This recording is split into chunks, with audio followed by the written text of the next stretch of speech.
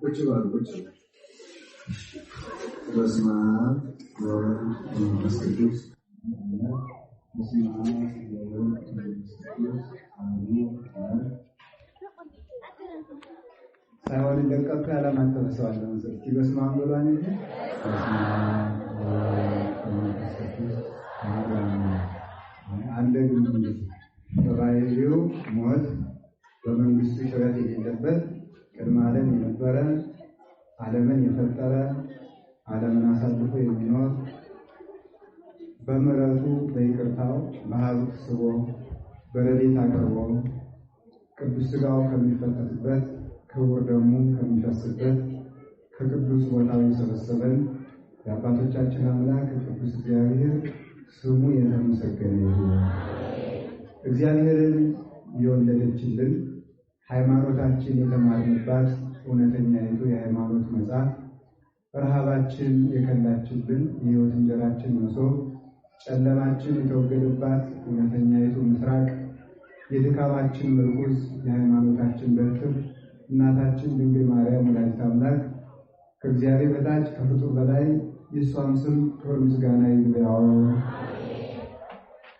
ከዕለቱ ንጉሳችን ከቅዱስ ገብርኤል ጀምሮ ቅዱሳን መላእክት፣ ቅዱሳን ነቢያት፣ ቅዱሳን ሐዋርያት፣ ሰማዕታት፣ ደናግል፣ መነኮሳት ሁላቸው እግዚአብሔር ያከበረላቸው ስማቸው ሁሉ የተመሰገነ ይሁን። ክቡር አባታችን መላከ ሰላም ቆሞስ አባ ዘርዓ ዳዊት ይህ ታላቅ ደብር አስተዳዳሪ፣ ክቡራን መዘምራን፣ የተከበራችሁ ሊቃውንተ ቤተ ክርስቲያን፣ ካህናት፣ ዲያቆናት፣ የእግዚአብሔር ቤተሰቦች ሁላችሁ አንድ አምላክ በሚሆን በአብ በወልድ በመንፈስ ቅዱስ ስም እንደምን ሰነበታችሁ? እንደምን ዋላችሁ? እንደምን አመሻችሁ? ኃጢአታችን ይቅር ብሎ በቸርነቱ እስከዚህ ሰዓት ስላደረሰን ለአምላካችን ክብር ምስጋና ይግባው። ልቡናችንን ሰብስቦ እንዲያስተምረን ቅዱስ ፈቃዱ ይሁንልን። እስመ ዘአህየወኒ ውእቱ ይቤለኒ ጾር በሚል ርዕስ እንማማራለን። ያዳነኝ ተሸከም ብሎኛል በሉ። እንደገና በሉ ሁላችሁ። ሶስተኛ በዚህ ርዕስ እንማማራለን። የዮሐንስ ወንጌል ምዕራፍ 5 ቁጥር 11 ላይ ዛሬ የተሰበካችሁት ወንጌል ነው። ተምረነዋል በየአድባራቱ በያረፈንበት። እኔ መጨረሻ ላይ ታሪኩ ስለተማርነው በሊቃውንቱ ስለተተረጎመልን መጨረሻ ላይ ያለችውን ሐሳብ በራሳችን ሕይወት እንድንማረው ፈልጌ ነው እንጂ የመጽሐፉ ታሪክ የማታውቁት ሆኖና ሊተርክላችሁ ሊቃውንቱ ያልተረጎሙት ያላመሰጠሩት ሆኖ አይደለም። ሌላ ግን ከዚሁ ታሪክ የምንወስደው ክፍል ስላለ እሱን እንደምንማር ብዬ ነው። እግዚአብሔር ልቡናችንን ይክፈትልን። እንግዲህ ይሄንን የተናገረው አንድ የታመመ ሰው ታሞ የዳነ ሰው ነው። ስም አለው፣ መጻጉዕ አይደለም ስሙ፣ ሌላ ስም አለው። ስሙ አልተጻፈልንም። ስሙ ስለማይጠቅመን የጻፉልን ተግባሩን ነው። በግብሩ መጻጉዕ ወይም በሽተኛው ተብሎ እናውቀዋለን ማለት ነው። እና ይሄ የተናገረው ይሄ ሰው ነው። እንግዲህ ሁላችሁ እንደምታውቁት በኢየሩሳሌም መጠመቂያ 5 ክፍል የነበራት መጠመቂያ ነበረች። ፈውስ የሚገኝባት ናት። ያ መጠመቂያ ምን ማለት እንደሆነ ትርጉሙ ክቡር ሊቀ ሊቃውንት የኔታ ዘርዓ ሐዲስ ማለዳ ተርጉመው ስላስተማሯችሁ የጸበሉን ትርጉም እኔ መካም አላደርገው ማለት ነው። በዚህ አካባቢ አልሄድም። ስለዚህ ሰውየው ስለዚህ በዚያ 5 መኝታ ነበሯት። ሰዎቹም በሽተኞቹም 5 አይነት ናቸው። ተምራችሁታል? ሳይ እንኳን ተመስገን። ስለዚህ አርፈው ቁጭ በል ነው አይደል? እንኳን ተማራችሁ። ስለዚህ 5 ክፍል ነበሯት፣ 5 መኝታ። የመኝታ ክፍል ወይም የውሃው መመላለሻ 5 ነበር። በሽተኞቹ ስንት ናቸው? 5 ናቸው ማለት ነው። 5 በሽተኞች በዚያ አካባቢ ይተኙ ነበረ። ከዚያ ቀድሞ የገባ ይድን ነበረ። መልአኩ ውሃውን ያናውጠዋል።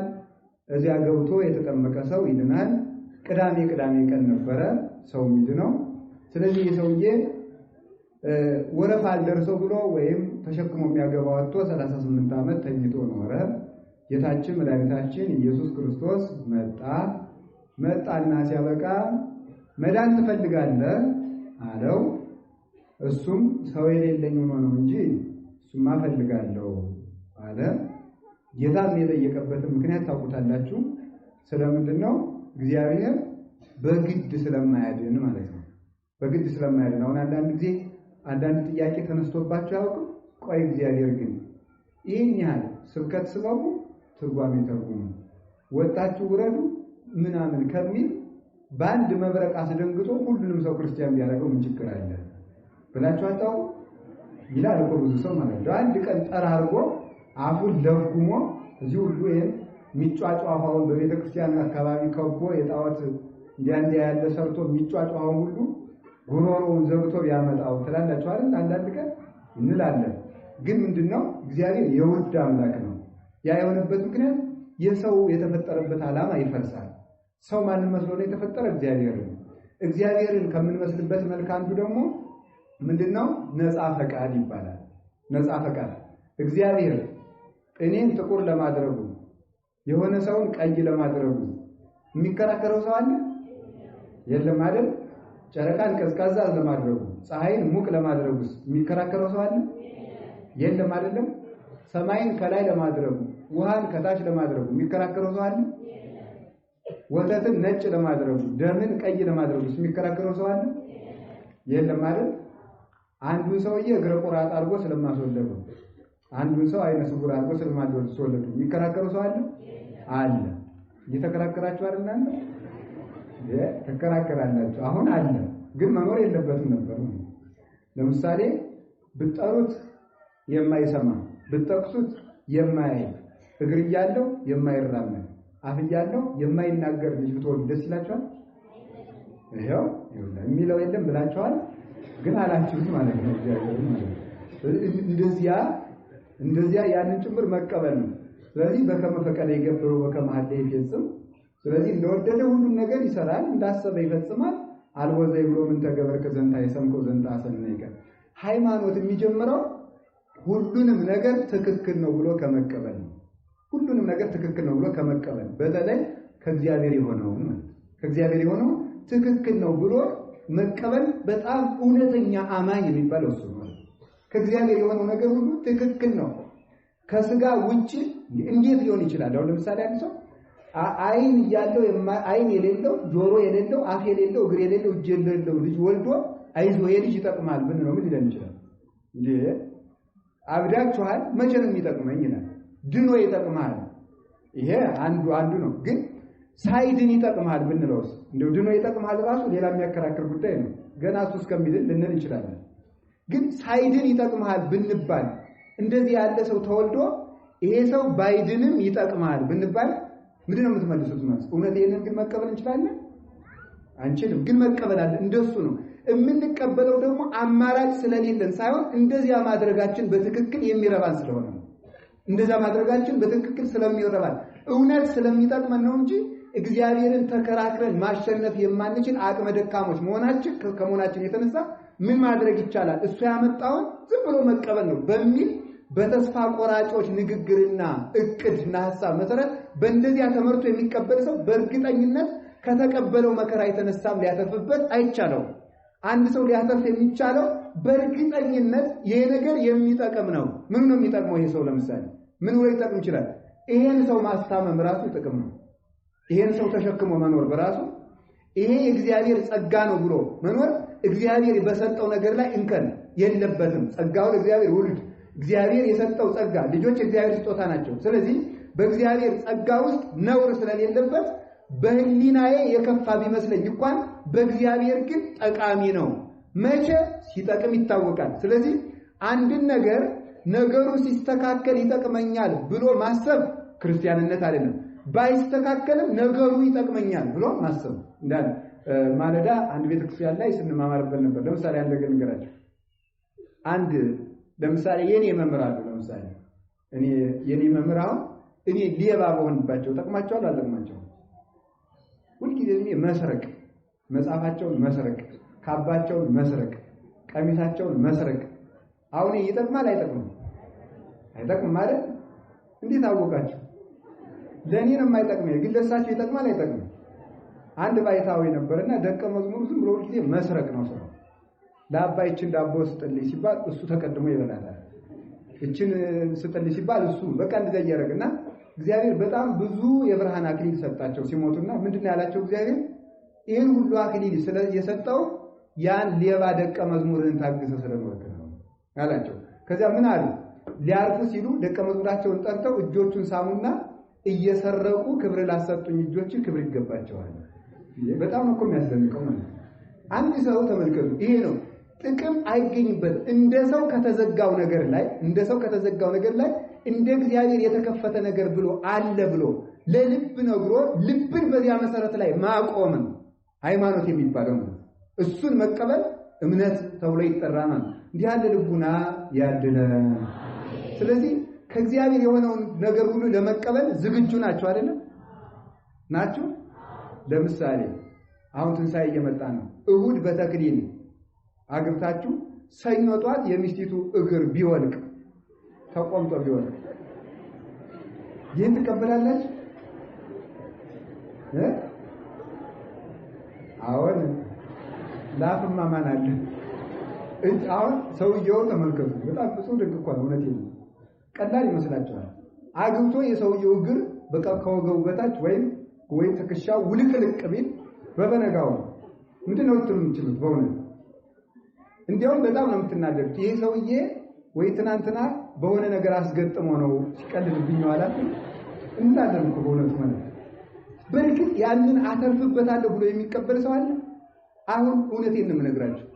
ለቤተ ክርስቲያን ሁልጊዜም እንደምናገረው 3 ማህፀን አላት። ሊቃውንት እንዳስተማሩ ትዳር፣ ምንኩስናና ክህነት ናቸው።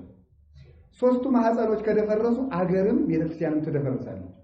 እነዚህ 3ቱ ማህፀኖች ከደፈረሱ ትዳሩ ብልሽት ያለበት ምክንያት የሆነውን ነገር ሁሉ ባኮቴት መቀበል የለም። መከራ ሲመጣ መቀበል የለም። መከራውን ከመቀበል ይልቅ መከራው እንዲልቅ መጸለይን እንወዳለን። ሁልጊዜ ማለት ጸሎታችን ሁሉ እንደዚያ የወረት ጸሎቶች ናቸው። ስለዚህ ያንን አምኖ ከመቀበል ይጀምራል ክርስትና። የእግዚአብሔር የሆነውን ለመቀበል እንድንቀበል የልብ ጉልበት ያድለን።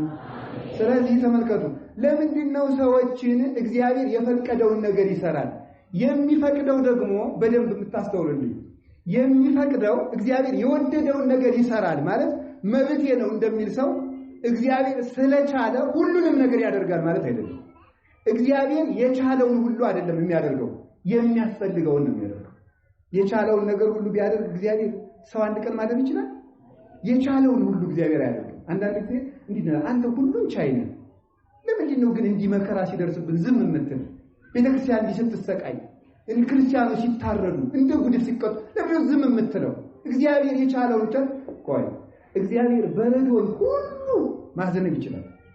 በረዶን ሁሉ አሁን እዚህ ላይ አምጥቶ ቀጥቅጦ እንዴ! እናንተ ሲጀመር እናንተ የምናውቀው በረዶ አይደለም። ቤት የሚያህል በረዶ እንዳለ ታውቃላችሁ? አንዱ ብቻ እኮ ነው። ይሄን ይወርድ ይሄን ሰው ጭጭ አድርገዋል። ያን ይችላል እግዚአብሔር ቢያዘንስ የቻልከውን ሁሉ አድርግ አይባልም። እኛን ቢዘጋንስ የዋሸን ሰው ምንድነው እነገኔን ማትፈርድባቸው ስለ እኛስ ደግሞ በዋሸንበት ጉሮሯችን ዝግት ቢያደርገው እግዚአብሔር ስለቻለ ለዚህ ነው ዲያቆኑ በእንተ ቅዱሳት ሲጸልይ ተመልከቱ ከመይዝኑ ዝናማት በሀበ ይፈቀድ መካን እግዚአብሔር ዝናሙን በሚሻበት ቦታ ያዘን ዘንድ ስለ ዝናም እንማልዳለን ይላል። በሚሻበት ቦታ ዝናም ማዘነብ ስለቻለ እግዚአብሔር ዝም ብሎ በማያስፈልገው ቦታ እንዲያዘን አያዘንም። እግዚአብሔር በሚያስፈልግበት ቦታ እግዚአብሔር የመሬት 7 ያለው እኛን ሲጀመር እግዚአብሔር የፈጠረው 20 ዓለም ነው። ከ20ው ዓለም ተመልከቱ፣ ከ20ው ዓለም ውስጥ እኛ የምንሆንባት ምድር አንዲቱ ናት። ወይም በእናንተ ቋንቋ አንድ 20ኛ የሚባለው ማለት ነው። አንድ ክፍል ናት መሬት፣ አንድ ክፍል ናት። 7ቱ ሀገሮች የምንላቸው አንድ ክፍል ነው። ከአንዱ ክፍል ውስጥ አንዱ ርስት የበረዶ ርስት ነው። በረዶ ሀገር አለ። አጥሎ እግዚአብሔር ውሃውን ለሰው ልጅ አዝንሞ በረዶን የሚያሰፍርበት ቦታ አለ። እንዲያ ባይሆን ኖሮ ፍጥረት ውሎ ማደር ባልተቻለው ነበር። ስለዚህ እግዚአብሔር እንደወደደ ይሰራል ማለት የማያስፈልገውን ነገር ስለሚቻለው ይሰራል ማለት ሳይሆን የሚያስፈልገውን ነገር ይሰራል። ደግሞ የጠላውን ነገርም ያደርጋል። አልቦ ዘይብሎ ምንተ ገበርከ ዘንተ አይሰምከ ወዘንተ አሰነይከ ይሄኛውን እንደዚህ ላይ ተሳስተሃል እዚህ ላይ ደግሞ አሳምረዋል ብሎ ስለ እግዚአብሔር የሚተች የለም። አሁንም ደግሞ ልንገራችሁ እግዚአብሔርን እንደዚህ የማንልበት ምክንያት ለምንድን ነው ካላችሁኝ በርግጥ ትክክል ስለሆነ ነው እንጂ እግዚአብሔርን መተቸት ስለሚያስቀጣ አይደለም። በደንብ አድርጋችሁ እንድታስተውሉ ይፈልጋል። እግዚአብሔርን ፈርተን ተንቀጥቅጠን አይ እንዲህ ብንለውማ የባሰ ያጠፋናል ብለን ነገር ግን ነገሩ ልክ እንዳልሆነ ተገንዝበን እንደዚህ ባላደረገ ብለን ነገር ግን ስለምንፈራው የምንተወው ሳይሆን በእውነት እስመሩቷት ፍናዊው ለእግዚአብሔር የእግዚአብሔር መንገዶቹ ቅኖች ናቸው፣ ነውር የለባቸውም። ጥመት በእግዚአብሔር ርስት እድል ፈንታ ጽዋ ተርታ የለውም። እግዚአብሔር ባህሪው ቅን ነው። ወይም ደግሞ ምን ማለት ነው? ይሄም ሲጀምር ደካማ ቋንቋ ነው። እግዚአብሔርን በቋንቋ ገልጦት የሚያውቅ ፍጡር የለም ይላል ቅዱስ ዮሐንስ አፈወርቅ። እግዚአብሔርን በምን ገልጦት የሚያውቅ የለም? በቋንቋ ስላችሁ በአማርኛ፣ በእንግሊዝኛ፣ በኦሮሞኛ በምናምን የሚባል ጉዳይ አይደለም። ወይም በትግርኛ በወላይትኛ ማለት አይደለም። በቋንቋ ማለት የትኛውን ቋንቋ ለእግዚአብሔር በቂ አይደለም። አላችሁ የላችሁም? እግዚአብሔር ሀብታም ነው ብሎ አሁን እግዚአብሔር ሀብታም ብቻ ነው ይሁን ማለት ብሎ ማምላክ 10 መኪና ያለው ሰውዬም ሀብታም እግዚአብሔርም ሀብታም እኩል ወይ ተጋብ እኮ ነው ለይገሩ የቋንቋ ልዩነታችን ይሉትን ማዝም ብላችሁ ማለት ቆይ ለምሳሌ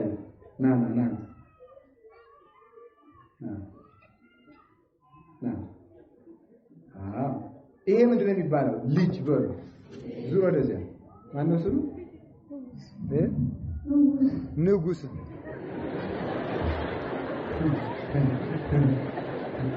ይሄ ልጅ ማን ነው? እግዚአብሔር በጣም የሚገርመው ማለት ነው።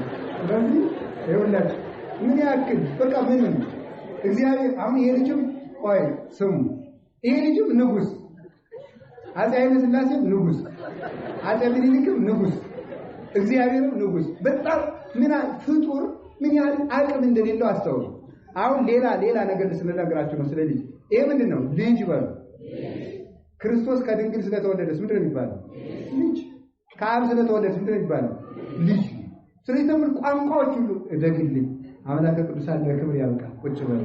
ስለዚህ የእግዚአብሔር ቤተሰቦች ሁላችንም ማሰብ የሚገባል እኛ እንደምናውቀው ነው እንጂ የሚነገረው እግዚአብሔር ሀብታም ነው፣ እግዚአብሔር ፈራጅ ነው፣ ፈራጅ ፍርድ ቤቱን ፈራጅ፣ እግዚአብሔርን ፈራጅ።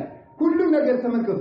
የሰው አቅም እንኳንስ ይገርማል። ቅዱስ ዮሐንስ አፈወርቅ የሚለው እንኳን እግዚአብሔርን መልአክን በትክክል ገልጦ የሚያውቅ ቋንቋ የለም። እንኳን መልአክን የሰውን ነፍስ እንደ ስሟ መጠን ጠርቷት አይታወቅም። አንድ ሰው እንኳን የእግዚአብሔርን ሙሉ ስም ያንድን መልአክ እንኳን ያንድን መልአክ ያንዲትን ነፍስ ሙሉ ስሟን ውሳጣዊ ተግባሯንና ውሳጣዊ ባህሪዋን በሚያስተካክል አቅም ገልጧትም አውቋትም የሚያውቅ ሰው ፈጽሞ በምድር ላይ የለም፣ በሰማይ የማይገኝ ይላል። ከቃሉ ጋር ናችሁ ይሆን? ስለዚህ እግዚአብሔር ተመልከቱ የወደደውን ይሰራል ባል ጊዜ ስለሚያስፈልግ እግዚአብሔር ምንም ጥመት የሌለበት ንጹሃት ተመልከቱ። እንደው ሊቃውንት ቢጨንቃቸው ይህ ተመልከቱ ሰው እንደ ነጭ ጨርቅ ነው ይባላል። አሁን ይሄ ነጭ ወረቀት ነው። ይሄ ነጭ ወረቀት ነው። ቀይ ቀለም ብቀባው ይቀበላል፣ ጥቁር ቀለም ብቀባው ይቀበላል፣ አረንጓዴስ ቢጫስ በቃ መቀጠል ነው እንግዲህ ይቀበላል አይደለም? አዎ ሰው እንደዚህ ነው ይላል። ጻድቅ ሲያገኝ ይጸድቃል አይደል? ኃጢአተኛ ሲያገኝ ለምሳሌ እናንተ አሁን እዚህ ቅድም መዘምራን ሲዘምሩ ሁላችሁም ጻድቅ ሲሸቱ ነበር ሲዘምሩ።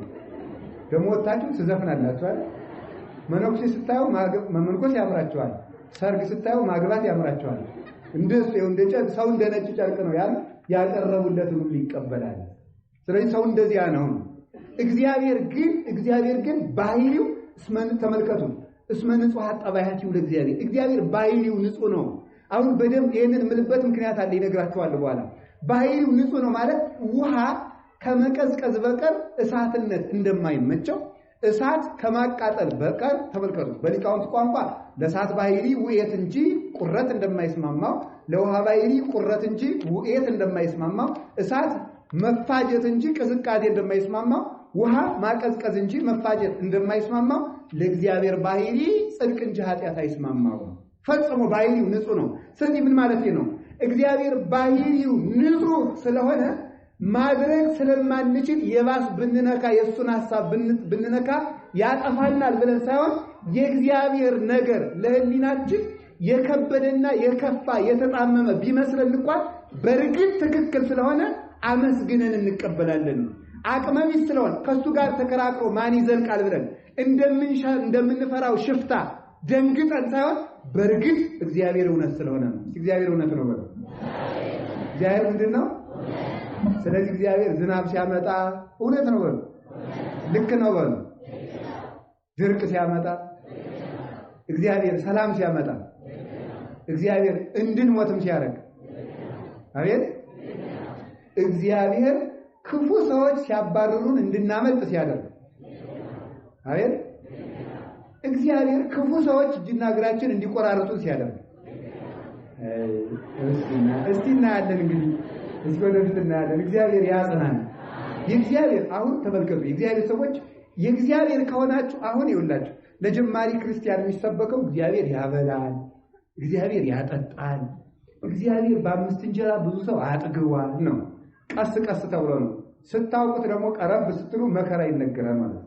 እንግዲህ እስከዛሬ እግዚአብሔር ያበላል ብያችኋለሁ አይደል? አሁን ደግሞ የምለው ደግሞ እግዚአብሔር ያስርባል፣ እግዚአብሔር ያስፈታል ብቻ ሳይሆን እግዚአብሔር ያሳስራል፣ እግዚአብሔር እንድንሰደድም ያደርጋል። የሚጠቅመን ከሆነ የሚጠቅመን ትልቁ ነገር እግዚአብሔር የማይጠቅም ጸጋ እንደማይሰጥ የማይጠቅም መከራ ያመጣል። በዚህ እርግጠኞች ነው። እግዚአብሔር የማናተርፍበትን ችግር አምጥቶ ማያውቅ እሱ ብቻ አይደለም። ከመከራው ስለምናተርፍ ብቻ ሳይሆን መከራውን የሚያመጣው ስለ መከራ ነው የምንማማረው ወደ ትምህርቱ ስንገባ ማለት ነው። እንመጣበታለን። ከመከራው ስለምናተርፍበት ብቻ ሳይሆን እሱ ብቻ አይደለም፣ መከራው ደግሞ በልካችን የሚመጣ ነው። በልካችን የሚመጣ ብቻ ሳይሆን መከራውን የምናመልጥበት በርም እንደተከፈተ ነው። ስለተከፈተ ብቻ ሳይሆን ከመከራው ማምለጥ ባንችል ደግሞ የመከራው መሸከሚያ ጉልበትም የተሰጠ ነው። እንዲህ አድርጎ እግዚአብሔር መከራን ያመጣል። ስለዚህ እግዚአብሔር ስራው በኃይሉ ትክክል እንደሆነ የወደደው እንደሚሰራ ሰው እግዚአብሔርን ይመስላል የተባለበት ምክንያት የወደደውን በመስራቱ ነው። የወደደውን በመስራቱ ነው። ምን አላችሁ? ስለዚህ አሁን እግዚአብሔር ቆይ ግን እግዚአብሔር ሰው ሲኦል እንዲገባ የሚፈልግ ለምንድን ነው ተብሎ ይጠየቃል። አንዳንድ ጊዜ ማለት እንደው ምንድነው ነው እሱ ግን አሁን ሲኦል እንደምንገባ ግን አያውቅም ይላል። አንዳንድ ጊዜ ያውቃል። ካወቀ ለምን እንድንገባ ያደርጋል ይላል። ተመልከቱ፣ ነፃ ፈቃድ ስለሰጠ ነው። ነፃ ፈቃድ ስለሰጠ እሱን ስላስመሰለ እሱ ሲገልም ሲያድንም ሲገልም ለገልም እንደሚቻለው ሊያድንም እንደሚቻለው እሳትን ማምጣት እንደሚቻለው በረዶን ማምጣት እንደሚቻለው አንተም ሲኦል ይሻለኛል ካልክም ሲኦልን ገነት ይሻለኛል ካልክም ገነትን እንድትመርጥ በማድረጉ እግዚአብሔር ነፃ ፈቃድ ነው። አንድ ጥያቄ እስኪ አንድ ሐሳብ ልንገራችሁ። እግዚአብሔር ኃጢአት ሲሰራ ለኖረ ሰው ሲኦልን በመስጠቱ ሰውየውን ነፃ ፈቃድ መብቱን ጠብቆለታል አልጠበቀለትም? አይደል? በጣም ጎበዝ ሊቃውንት ናችሁ ማለት ነው። ለምን መሰላችሁ? ሰውየው አንድ ሰው ኃጢአት ሲሰራ መውረስ የምፈልግ ሲኦልን ነው ማለት ነው። ሲኦልን ነው። ስለዚህ እግዚአብሔር ደግሞ ፍላጎቱን ሊያከብርለት ይገባል። ስለሚያከብርለትም ኃጢአት ለሰራ ሰው ገነትን አይሰጥም። እንዴ ምርጫውን ሊያከብርለት ስለሚገባ እና እንዲያውም ቅዱስ ዮሐንስ አፈወርቅ ምንድነው የሚለው? ለበደለኛ ሰው ሲኦልን በመስጠቱ እግዚአብሔር ምን ያህል ቸር ነው ይላል። ለምን አክብሮለታል የመረጠው ነው። ስለዚህ ሰው ነፃ ፈቃድ አለው። ነፃ ፈቃድ ስላለው እግዚአብሔር ሰዎችን አስገድዶ አያጸድቅም። አንድ ክርስቲያን ሊቀር እንኳን ሃይማኖትን በጉልበት እግዚአብሔር ሊያስፋፋ አይችልም። ሁሉ ክዶ አንዱ ሊቀር ለምን? እግዚአብሔር በአምሳሉ ስለፈጠረን ያቺ ቃል ኪዳን እግዚአብሔር የወደደውን መምረጥ እንደሚችል ሰው የወደደውን መምረጥ መቻሉ አንዱ እግዚአብሔርን የምንመስልበት መልክ ስለሆነ ስለዚህ ሄደና መጽሐፉን ምን አለው? መዳን ትፈልጋለህ? እስኪ በሉላችሁ ፈቃዱን አከበረለት አለ። እሱማ አዎ ግን ሰው የለኝም። እስኪ በሉ እሱማ አዎ። ቆይ አንድ ሐሳብ ልንገራችሁ። አሁን ብዙ ሰይፍ ተደግሶልናል። በየቦታው የተደገሰልን ሰይፍ አለ። በኢትዮጵያ ምድር ዳርቻ በሙሉ ሰይፍ ታጥረና ያለው ዳርቻ ብቻ አይደለም። እዚህ አጠገባችንም ብዙ ሰይፍ ይኖራል። ደግሞ አይታል ብሎ ደግሞ መንግስት እንዳይዘኝ እንጂ እኔ አላየውም። ዞሮ ግን አለ። ሳይኖር አይቀርም ነው። ሳይኖር አይቀርም። ደፋር ጠፍቶ የሚበረብር ጠፍቶ ነው እንጂ በየጓዳው በየመኪና እየመጣ የወረደ ክርስቲያኖችን ለማረድ የታሰበበት ሰይፍ ሳይኖር አይቀርም። አሁን እሱ አለ። ከሱ መዳን ትፈልጋላችሁ? አቤት ከሱ መዳን ትፈልጋላችሁ? ግን ሰው የለኝም በሉ ደግሞ። አይ ትክክል አይደለም። ሰው የለኝም አይባልም። ተመልከቱ፣ አያችሁ፣ በሰው ብዛት የሚያምን ሰው ክርስቲያን አይደለም። መጻጉዕ ክርስቶስ 5000 ሰው ሲከተል ስላየው ከነዚህ ደናደኖችን መርጦ ይሄን ሰው ተሸከምቱ ብሎ በሰው ያድነኛል ብሎ ነው ያሰበው። ነገም ደጋግሜ እነግራችኋለሁ፣ እግዚአብሔር ሰዎችን በሰው ሊያድነን ይችላል ብለን የምታስቡበት የሚያድነን ራሱ ነው። እግዚአብሔር ከቤቱ ሰው ስለጠፋ አንዳንድ ጊዜ እንዲህ እንላለን፣ ቆይ ግን አሁን ለኛ የሚሆነን ሰው እንደው ቤተ መንግስት አካባቢ አለ ይላል አንዳንድ ሰው። ለኛ የሚሆኑ ሰዎች እንደው ባለጸጎች አሉ እስኪ ሲንቁጠር ይላል። ዩኒቨርሲቲ እንትና አሉ አይደለም። እግዚአብሔር የሱ ያልሆኑት ሰዎች ለማጥፋት የግድ ከሱ ሰዎች ማስነሳት አይገባም። ራሳቸውን በራሳቸው ማጥፋት ይችላል።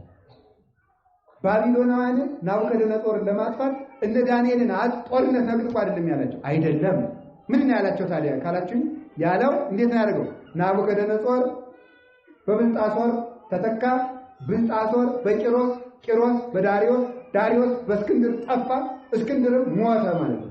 እግዚአብሔር ከቤት ጠላት አስነስቶ ራሳቸውን በራሳቸው ይፈጃቸዋል። ድመት ልጇን እንደምትበላት የፉኝት ልጆች እናት አባታቸውን በልተው እንደሚገሉ ሃይማኖት የሌላቸው ሰዎች እንደ ፉኝት ናቸው። እፉኝት በጣም የሚገርማችሁ ነው። እፉኝት ስትጸንስ በመጽሐፍ እንደተማርነው በምትጸንስበት ጊዜ ምን ታደርጋለች? ባልየው ይሞታል። የእባብ ዝርያ ናት። በሙት ባህር ዳርቻዎች አካባቢ የምትገኝ የእባብ ዝርያ ናት ይላሉ ሊቃውንቱ። እንደውም በዚህ ዘመን ተማርን የሚሉ እንደው አልፎ በዚያ እንደ እንግሊዘኛ ቆጠር ያሉት አይ ተረት ነው የሚያወጉ እንጂ እንደዚህ የሚባል እንስሳ የለም፣ ይሄ አንድምታው ተረት ነው ይላሉ። ግን በየትኛውም ጥናት ማድረግ ትችላላችሁ። የምትገኝም በሙት ባህር ዳርቻዎች አካባቢ ትገኛለች። እቺ የእባብ ዝርያ ስትጸንስ ባልየው ይሞታል ወንዱ። ከዛ ስትጸንስ ደግሞ ስትወልድ ደግሞ ምን ያደርጋሉ? በምትወልድበት ጊዜ ማህፀኗ ጠባብ በመሆኑ ልጆቹ መውጣት አይችሉምና የእናታቸውን ሆድ ገጥ ቀደው ይወለዳሉ። ከዚያ ምን ያደርጋሉ? ተመልከቱ። እነዚህ ፉኝቶች ሲጸነሱ አባታቸውን፣ ሲወለዱ እናታቸውን ገለው ይወለዳሉ። እፉኝት በፉኝት ይጠፋል። እስኪ በሉላችሁ፣ እፉኝት በምን ይጠፋል? እፉኝት በፉኝት ይጠፋል። እፉኝት ማለት እባብ ነው። እባብ ማለት ደንቆሮ ነው። እባብ ጆሮዋ ደንቆሮ ነው እና የሚገርማችሁ ቢማከሩባት አሰማም። እንዲያውም ደግሞ ይባስ ነው ደንቆሮ ጆሮዋ በላይ ጅራቷን ሰውነቷን ታጥፍና ጅራቷን ጆሮዋ ከነበረበት ላይ ታደርገዋል። ጆሮዋ ተደፍኗል። ከዚያ በኋላ ምን ታደርጋለች መሰላችሁ? ወከወ ከማሩ የምድር ጽምምት ዘንያ ይላል ቅዱስ ዳዊት። ጆሮዋ እንደነቆረች እባብ ናቸው አሕዛብ ይላል። ትጠቀልና ወገቧን ጅራቷን አምጥታ ጆሮዋ ከነበረበት ላይ ጆሮዋ ተደፍኗል። እግዚአብሔር እባብን ሲረግማት እግሯን አሳጥቷታል፣ ጆሮዋን ደፍኖባታል፣ አፈር ላይ ብሏታል። ሶስቱን ነገሮች ነው እርግማን የደረሰባት። ሰው ከእግዚአብሔር ሲለይ አፈር ብላ እንደተባለ ሟች ይሆናል፣ ምድራዊ ይሆናል። እግሩ ሽባ እንዲሆንበት ወደ ሰማይ ማሰብ የሚችልበት እግረ ልቡና አይኖረውም። ጆሮው እንደደነቆረ ጆሮዋ እንደተደፈነ ሰው መዳኛውን አይሰማም፣ የሚጠቅመውን አይሰማም፣ ከእግዚአብሔር ረድኤት ሲለይ ማለት ነው። ከዛ ይህች እባብ የሚገርማችሁ የዚህች እባብ ዝርያ መርዟ ያለ አንደኛ ከጭንቅላቷ ነው፣ ሁለተኛ ከጅራቷ ነው። ከዚያ በኋላ ጅራቷን ወስዳ ከጆሮዋ ላይ በማስቀመጧ መዝሙር 59 ላይ መመልከት ትችላላችሁ። ጅራቷን ወስዳ ከጆሮዋ ላይ በማስቀመጧ የጅራቷ ጫፍ ፀሐይ ሲመታው ይቀልጥና ጆሮዋ በነበረበት ትንንሽ የላበት መውጫ ቀዳዳዎች ይገባና የራሷ መርዝ እባቢቱን ይገላታል። እፉኝት በፉኝት ይጠፋል፣ እባብ በእባብ ይጠፋል። ሰው የሚጠበቅበት ርግብ መሆን። እግዚአብሔር ርግብ እንድንሆን ይርዳን። የእባብን ብልሃትም ደግሞ ፈጽሞ መድኃኔዓለም ያድለን።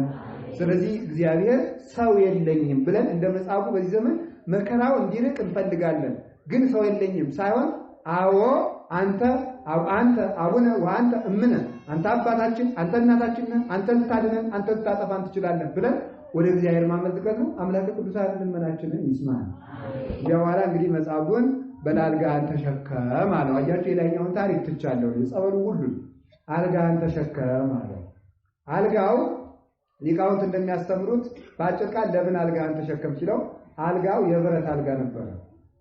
ስለዚህ ተመልከቱ 38 ዓመት የተኛ ሰው እንኳን አልጋ ሊሸከም ራሱ መቆም አይችልም። ክርስቶስ ሲል ግን የ38 ዓመት በሽተኛ የብረት አልጋ ይሸከማል። ከእግዚአብሔር የወጣ ሰው ደግሞ በጠጠር ይሞታል እንደ ጎልያድ ያለው። እግዚአብሔር ሲል ግን የ38 ዓመት ደካማ የብረት አልጋ ይሸከማልና ተሸከማል። አልጋውን ተሸከመ። ሲሸከም ይሄ ነው ርዕሳችን። አይሁድ ሄዱና ምን እንዳሉ ሰምታችኋል? ሰንበት ነውና እይደለወከ ትጡራራተከ፣ ሰንበት ስለሆነ አልጋ ልትሸከም አይገባም አሉት። ሰንበት ነው። በሰንበቱ እንዴት ጌታ እንዳላቸው እለታጽፈ ትነጥፉ ወገመለ ትውጡ፣ መርፌ ትውጣላችሁ፣ ማረሻ ትውጣላችሁ፣ መርፌ ትተፋላችሁ እንዳለ ከሰው ክብር ይልቅ ለሥርዓት የሚጠነቀቁ ሰዎች ነበሩና ከዚህ የተነሳ ምን አላቸው? ምን አሉ? ሰንበት ነው አሉ። ጌታ እንዲህ ብሎ ነበር ከዕለታት አንድ ቀን አይ እንዴት በሰንበት ሽባውን ትፈውሳለህ ሲሉት አይ ከእናንተ መካከል በጉ ገደል የሚገባበት በጋቸውን የሚፈልግ የለም አለ። ከሰውማ በግ አይበልጥም ማለት እስኪ በሉ ከሰውማ በግ አይበልጥም በሉ። ከሰው ምን አይበልጥም? እስኪ አንድ ጊዜ ከሰው በግ ይበልጣል የምትሉ እጃችሁ ነው። ከሰው በግ ይበልጣል። ከሰው በግ ይበልጣል። ራከሰራችሁ። እሺ ከበግ ሰው ይበልጣል። አትታለሉም ማለት ነው። ከበግ ሰው ይበልጣል የምትሉ አውጡሻው። ከበግ ሰው ይበልጣል። ወብዛው አውጡ እንጂ ከበግ ማን ይበልጣል? ከበግ ማን ይበልጣል? እሺ 1000 ብር ከሚገዛ በግና ከሰው ማን ይበልጣል? እስቲ ሁላችሁ አንድ ጊዜ ከበግ ሰው ይበልጣል በሉ። እንደገና ከበግ ሰው። ዛሬ በዚህ ዘመን ግን ከሰው በግ በልጧል። ያ ማለት ምን ማለት ነው? ሁልጊዜ ኢትዮጵያ ውስጥ ሰው የሚገዳደልበት ምክንያት ምንድነው? ከሰው ይልቅ ለሰው የተፈጠረ ነገር ቅድሚያ ስለተሰጠው ነው። መሬት፣ ጥቅም፣ ሹመት፣ ገንዘብ እነዚህ ከሰው ያነሱ ነገሮች ናቸው። እግዚአብሔር ሰው ከሰጠን እነዚያን መስጠት አይከብደውም።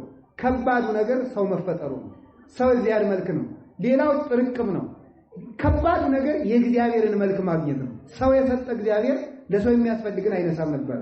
እንዲያውም አይዟችሁ ዝናቡን አትፍሩ ተመጣም ያው እንግዲህ መቀበል ነው እና አንድ ሁላችሁም በታሪክ ተምራችሁታል። የሱፍ ልብስ የተጀመረበት ሀገር ወዴት ነው? በታሪክ የተማራችሁ ነው። በሁለቱም ወገን ድንግል ናቸው በዚያም በዚህ ማለት ነው። እሺ ማናት? እንግሊዝ ነው መሰል አይደለም የምትባለው ሀገር ይመስለኛል። እና እዚያ የበጎች ጠጉር በነገራችን ላይ አሁንም ሰው የሚለብሰው ሱፍ አይደለም። ሱፍ አሰፋው የሚለው ውሸቱን ነው። ሱፍ ከበግ ጠጉር ነው የሚሰፋ እንጂ ሱፍ አይደለም ማለት ነው። እና ሱፍ ከጃንሆይ ወዲህ ያለ አይመስለኝም የለም። ዛሬ ሱፍ የለም። እና ዝም ብላችሁ ስም አውጥታችሁለት የሆነ ካባ ያሰፋውን ካባ ታሰፉና ሱፍ ትልታላችሁ እንጂ ሱፍ አይደለም። ሱፍ ከበግ ጠጉር ነው የሚሰራና እሱ ሲሰራ ከሱፍ እግርም ይሰራል በርግጥ እሱ የለም አሁን። እና እሱ ከበግ ጠጉር ሲሰራ ሀብታሞች በግ ለማርባት ብለው የድሆችን ገንዘብ በከፍተኛ ገንዘብ እየገዙ ድሆችን ገደል ይከቷቸው ነበር፣ ያሰድዷቸው ነበር። ከዚያ አንድ ፈላስፋ ምን ብሎ ተናገረ ነው የሚባለው? ታውቁታላችሁ አይደለም? ድሮ ሰዎች በግ ይበሉ ነበር፣ ዛሬ በጎች ሰዎችን በሏቸው ብሎ ተናገረ። ድሮ ሰዎች በግ ይበሉ ነበር፣ ዛሬ በጎች ሰዎችን በሏቸው። ለምን? በጎች የበጎችን ልብስ ለማሰራት ጸጉራቸው ለማግኘት በግ መርባት አለበት። ለበጎች ማርቢያ ግጦሽ ተብሎ ሰው ይገደል ስለነበር ነው። ይኸው ዛሬ በቁራሽ መሬት ሰው እየታረደ በሰው ደም ሰው እጁን ታጥቦ ይበላል። ሰው መብለጡ ቀረ። ስለዚህ ሰው አይበልጥም አለ። ሰው የሰንበት ስራ መሆን ያለበት ሰው ነው። አንድ ሰው እሁድና ቅዳሜ ሊሰራ የሚገባው ምንድነው ካላችሁ? ሰው አረባሉ ሰው ባሉ ምን መስራት አለበት? ሰው ነው። የታመመ ሰው ሆስፒታል ማለት እሁድ ማድረግ ይገባል። ሰው ነዳያንን ሰብስቦ ልብሳቸው ያልጡትን ሰጥቶ የሚተራቡትን መመገብ፣ የታሰሩትን መጠየቅ፣ መማር ሰውነት የሚሰራበት ቀን ነው እሁድ እንጂ በግ የሚፈለግበት እቁብ አለብኝ እንዲህ አለብኝ ያላው በእውነት ሌሎችም እንዲያውም አሁን አንዳንድ መስሪያ ቤቶችም ቤተክርስቲያንን መበቀል ስለፈለጉ ይመስላል አብዛኛው ስብሰባ እሁድ ያደርጉታል። ቤተክርስቲያን መበቀል ሰው እሁድ የሚሰራበት ቀን ነው። የሰንበት ስራ ሰው ነው። ስለዚህ ጌታችን ቅዳሜ ሁሉ ጊዜ የሰንበት ሰው ይሰራ ነበር። ዋናው ስራ ሰው ስለሆነ አሁን ሰው መስራት ስለቀረ ሰውን ስላልሰራው ሰው ትተን መሬት እየሰራን ስለሆነ መሬቱ ሰዎችን አላኖር ብሎ ሰዎች እየተቀበሩበት ይገኛሉ ማለት ሰው ስላልሰራን ማለት መስራት ላይ ያተኮርነው ህንጻ ወዘተርፈ ነው እንጂ ሰው መስራት ቀረ። ክርስቶስ ሰው የሆነው ሰው ለመስራት ነው። ሰው የሆነው ሰው ለመስራት ነው። በቤተ ክርስቲያን ብትሄዱ፣ በትልልቅ ቦታዎች ብትሄዱ፣ በትልልቅ አድባራት ብትሄዱ፣ በትልልቅ ገዳማት ብትሄዱ አሁን ዘመኑ ተለውጦ ሰው መስራት ሳይሆን ህንጻ መስራት ነው ነገሩ ማለት ነው። የሚቀድመው ግን ሰው ነው። ስለዚህ ጌታችን ኢየሱስ ክርስቶስ ምን አደረገው? በሰንበት ፈውሶት ነበርና በሰንበት አልጋህን አትሸከም አልጋህን ጣል ሲሉት መልስ ያዳነኝ ተሸከም ብሎኛል በሉ ሲሉላችሁ ማለት ነው። ያዳነኝ ምን በል ብሎኛል አለ? ተሸከም ብሎኛል። ያዳነው ማን ነው? አቤት እግዚአብሔር። ስለዚህ ያ እግዚአብሔር ተሸከም ብሎታል። ሰዎች ጣል ሲሉት ያዳነኝ ተሸከም ብሎኛል። ስለዚህ የዳነ ሰው የሚሸከመው ነገር አለ። ትምህርታችን የሚያጠነጥነው እዚህ ላይ ነው። እችን ነው የምንጨርሰው። የዳነ ሰው የሚሸከመው ነገር አለ። ምን ጊዜም ሰው የእግዚአብሔርን ሸክም ሲሸከም ጣል የሚሉ ሰዎች እንዳሉ ማወቅ ይጠበቅብናል። መጽሐፉ ባይጸናበትም ጽናት ጎልበት ነው እንጂ የተናገረው መልስ ትክክል ነበር። ስለዚህ ተመልከቱ፣ በእግዚአብሔር የዳነ ሰው የእግዚአብሔርን ሸክም ይሸከማል። እስኪ በሉላችሁ፣ በእግዚአብሔር የዳነ ሰው በሉ፣ በእግዚአብሔር የዳነ ሰው በሉ ምን ይሸከማል? የእግዚአብሔርን ይሸከማል። ለምን? በእግዚአብሔር የዳነ ሰው የእግዚአብሔርን ሸክም የሚሸከመው ከዲያብሎስ ሸክም ስለወጣ የእግዚአብሔርን ሸክም ይሸከማል። ከተጨማሪ የእግዚአብሔር ሸክም ለመዳን የእግዚአብሔርን ሸክም ይሸከማል። ያ የብረት አልጋ የእግዚአብሔር ጽናት አምራት ጽና ኃይልና ከእግዚአብሔር የሚመጡ ጽኑ መከራዎችን የሚያስተረጉም ነው ብለው አባቶቻችን ያስተምራሉ። ስለዚህ ጌታችን ኢየሱስ ክርስቶስ መጻጉዕን ካዳነ በኋላ አልጋህን ተሸከም ያለው መጻጉዕ የሚወክለው አዳምንና ጠቅላላ ክርስቲያኖችን ነው። መጀመሪያ ከበሽታው አዳነው ማለት ከ5500 ዘመን መከራችን ተሰቅሎ ሙቶ ተቀብሮ ተገርፎ ቆስሎ አዳነን። ከዚያ በኋላ ማለት ምን አደረገ? አልጋህን ተሸከም ያለን ማለት ነው። ከዚያ በኋላ እሱ መርገማችን ካጠፋ በኋላ ጌታችን ኢየሱስ ክርስቶስ እንድንሸከማቸው የሰጠን ሸክሞች አሉ። ስለዚህ ተመልከቱ፣ ክርስትና የሚለካ የእግዚአብሔርን ሸክም ጸንቶ ተሸክሞ በመዝለቅና እሱን ደግሞ ፈጥኖ በመጣል ነው። ሰዎች ብዙ ሰዎች ይጀምራሉ ይጥሉታል። ተመልከቱ፣ ምን ጊዜም እንደተሸከመ ጥያቄ ጀመረ። አሁን ተመልከቱ፣ አንዳንድ ጊዜ ጸሎት ትጀምራላችሁ። እንዲያውም ብዙ ጊዜ ባለፈው ምዝመት ብቻ አስተምራለሁ። የቄስ ተማሪ ብዙ ጊዜ ይችን ይናገራታል። ጸሎት ይጀምርና መልካ ኢየሱስ ዳዊት ይደጋግምና ኋላ ሌሊት ባህር ሲከተው እሳት ሲጥለው አንዲቱ ጋር ሲያጋባው አንቱ ቤቱ ጋር ሲያፋታው ያለው ኋላ የባስ ጸሎት ተነካክቼ ጀምሬ ነው እንዴ ሲያነሳ አርፌ ልቀመጥ። ነገሩ ምንድነው? ሸክሙን ጣል። ምን ጊዜም ተመልከቱ፣ ላልተሸከመ ሰው ክርክር አይጀመርለትም። ምን ጊዜ የእግዚአብሔርን ሸክም ስንሸከም የሚያስጥሉ ሰዎች እንደሚነሱ ማወቅ አለብን። ሁልጊዜ ማስተዋል የሚገባችሁ ነው። እነሱን ሸክሞች ነው የምነግራችሁ። የእግዚአብሔርን ሸክም ስንሸከም በሉ ጣሉ የሚሉ ሰዎች ይነሳሉ። እኛ የእግዚአብሔርን ለመሸከም ስንነሳ የዲያብሎስ ሰዎች ደግሞ የእግዚአብሔርን ጣሉ ብለው ይነሳሉ። ስለዚህ ልዩነታችን የእግዚአብሔር የሆኑ ሰዎች የእግዚአብሔር ካልሆኑት የምንለየው የእግዚአብሔር የሆነውን ነገር ባለመጣላችን ነው። የሚያስጥል ስለሌለ ሳይሆን ጸንተን በመሸከማችን ነው የክርስቶስ መሆናችን የሚለካው። እኛ ግን የምንፈልገው አንደኛ ሸክም እንዳንሸከም፣ ከተቻለ ደግሞ ጣሉ የሚሉ ሰዎች እንዳይኖሩብን፣ ሸክሙን ጣሉ የሚሉ ሰዎች እንዳይኖሩብን፣ እንዳንነካካ፣ ድነን እንድንቀር፣ ዝም ብለን እንድንቀር እንፈልጋለን። ነገር ግን የእግዚአብሔር እሆናለሁ የእግዚአብሔርን እሸከማለሁ ላለ ሰው ጣል የሚሉ የዲያብሎስ ሰራዊት ይነሳሉ። ማወቅ የሚጠበቅበት እሱ ነው። ሸክማችን ተሸክመን እንድንዘልቅ አምላክ ቅዱሳን ይርዳል። የሰጠንን ሸክም ጥቂት ልንገራችሁ። የመጀመሪያው እንድንሸከም ያዘዘን ስሙን ነው። እስኪ ስሙን በሉ። ምን አላችሁ? ስሙን እንድንሸከም ከመትጹር ስሜ ተመልከቱ። በውስጥ አሕዛብ እግዚአብሔር ቅዱስ ጳውሎስን ከመይጹር ስሜ በውስጥ አሕዛብ ለራሱ ስሜን በአሕዛብ መካከል እንድትሸከም አዘሃለሁ ብሎታል። ለሐናንያ ነብዩ ሲናገር እኔ ጳውሎስን ስሜን በአሕዛብ መካከል እንዲሸከም አመለከተዋለሁና እሱን ተቀበለው ብሎ እንደተናገረ የሰው ልጅ ክርስቲያን በመሆናችን መጀመሪያ የምንሸከመው የክርስቶስ ስም ነው። የክርስቶስ ስም ምንድነው የሚባለው? እሱ የክርስቶስ ስም ዘይት ነው። እፍረት ዘተሰውጠ ስምከ እንዳለ መኃልየ ሰሎሞን ምዕራፍ 1 ቁጥር 1 ጀምሮ እንደተነገረ የክርስቶስ ስም ዘይት ነው። የክርስቲያኖች ስም እንደ ብረት ይሆንና የክርስቶስ ስም በላያቸው ላይ ሲፈስባቸው ያን ጊዜ የኃጢአታቸው የድንቁርናቸው ዝገትና የሞት ዝገት ረግፎ ተወልሎ ይለቅላቸዋል ማለት ነው። ስለዚህ የክርስቶስን ስም መሸከም የመጀመሪያው ስም ነው። ስሜን ተሸከሙ። አሁን ብዙ ጊዜ የሌላ እምነት ድርጅቶች ያነሳሉ። እኛ ክርስቲያን የማንሆንበት ምክንያት ክርስቲያን የሚለው ስም አንጾኪያ የሚባል ቦታ ላይ ስለወጣ ሰዎች ባወጡት ስም መጠራት ስለማንፈልግ፣ ስለዚህ ክርስቲያን የተባሉ ሰዎች ክርስቲያን የሆኑት ቆይተው ስለሆነ በዚህ ምክንያት ክርስቲያን አንሆንም ይላሉ። እንዲሁም አንዳንዶችማ እንደዚህ ነው የሚሉት፣ እናንተ እኮ ኋላ ማተብ አስራችሁለት ነው እንጂ ክርስቲያን የሆነው ይላሉ። ሰው ሲወለድ ሌላ ነው ይላሉ። ስም አንጠራም። መቼስ ተከባብሮ ለመኖር ይባል የለ። ተከባብረን ለመኖር ሳይሆን አክብረን ለመኖር ነው እንጂ እነሱ አክብረውን አይደለም በእውነቱ ማለት ነው። እግዚአብሔር ፍጥረት እንድናስቀምጥለት ስለፈለገ ነው። ስለዚህ ተመልከቱ። ሰው ግን በደንብ አስተውሉ። ሰው ማተብ ስላሰርንለት ቀድሞ ሌላ እምነት ሆኖ ስላሰርንለት ሳይሆን ክርስቲያን፣ ሰው በቁሙ ክርስቲያን ነው። እስኪ አንድ እጃችሁን ዘርጉት። ወደዚህ እንደዚህ ነው መዘርጋት ማለት ነው። ስትዘርጉት አሁን ከራሳችሁ እስከ እግራችሁ ቋሚ፣ ግራ እጃችሁና ቀኛችሁ አግዳሚ ምን ሆናችሁ እናንተ? አቤት መስቀል። ስለዚህ ሰው ሲፈጠር ጀምሮ በማን አምኖ ነው? በባንዲያ ነው የተፈጠረው፣ በመስቀል አምኖ ነው የተፈጠረው ማለት ነው።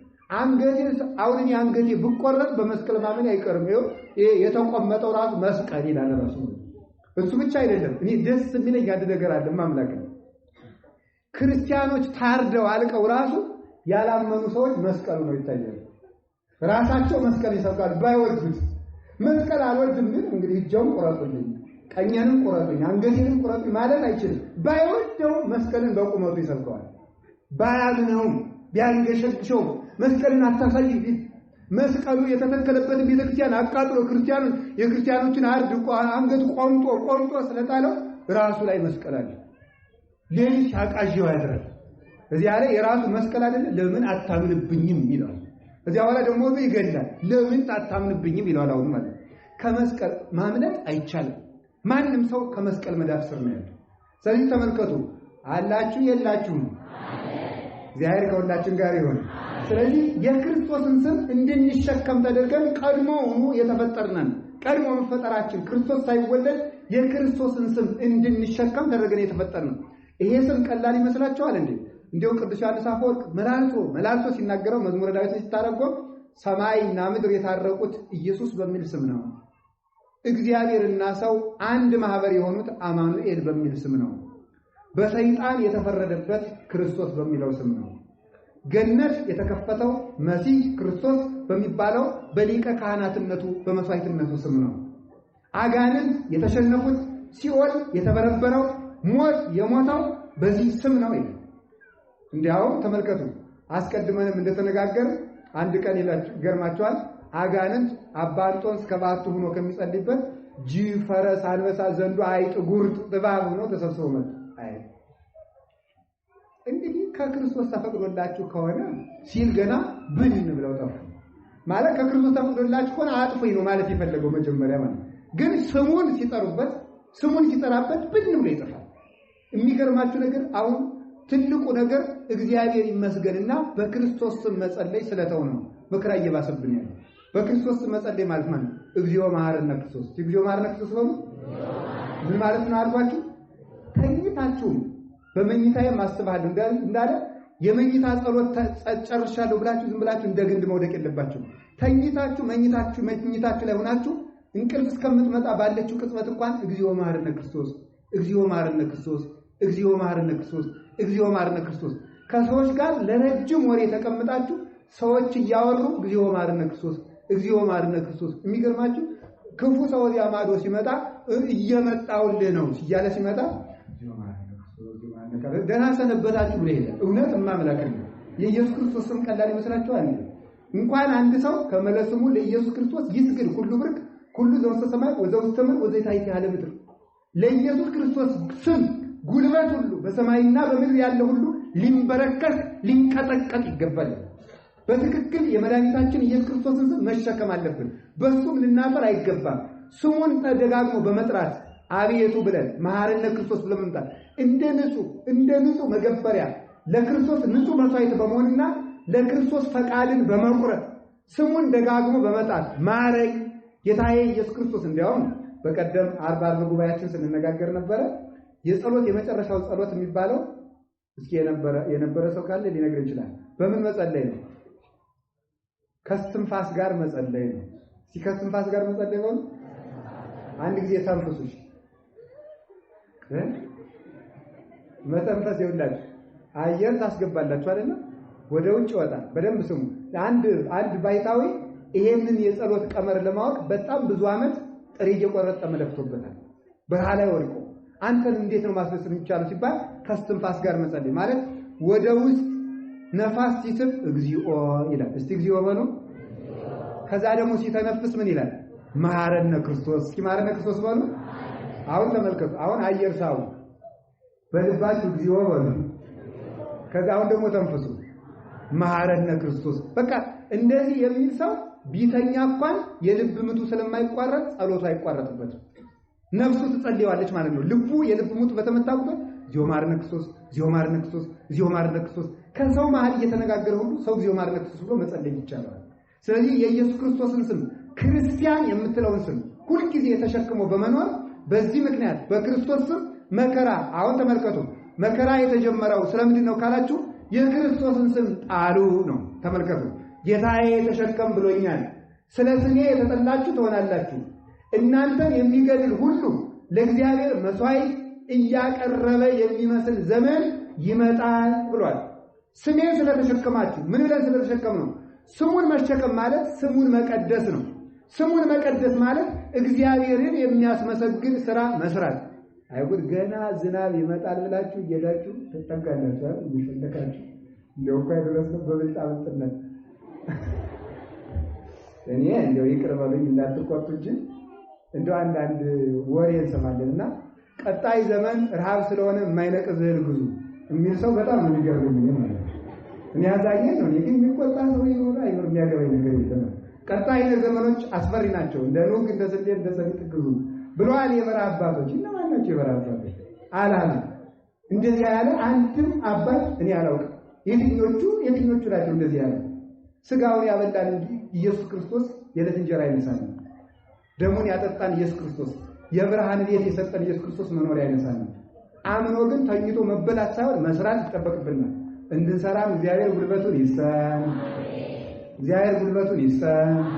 ስለዚህ ስሙን ተሸክመን ኃይል እናደርጋለን። በሚገርማችሁ በቅዱሳን በሰማዕታቱ ዘመን በዲዮቅልጥያኖስ ጊዜ ወደ ሰማዕታቱ ድንጋይ በሚወረወርበት ጊዜ እግዚኦ መሐረነ ክርስቶስ ሲሉ ወደ ሰማዕታቱ የተወረወረው ድንጋይ ተመልሶ ድንጋይ የሚወረውሩ ወታደሮችን እየመታ ይጥላቸው ነበር።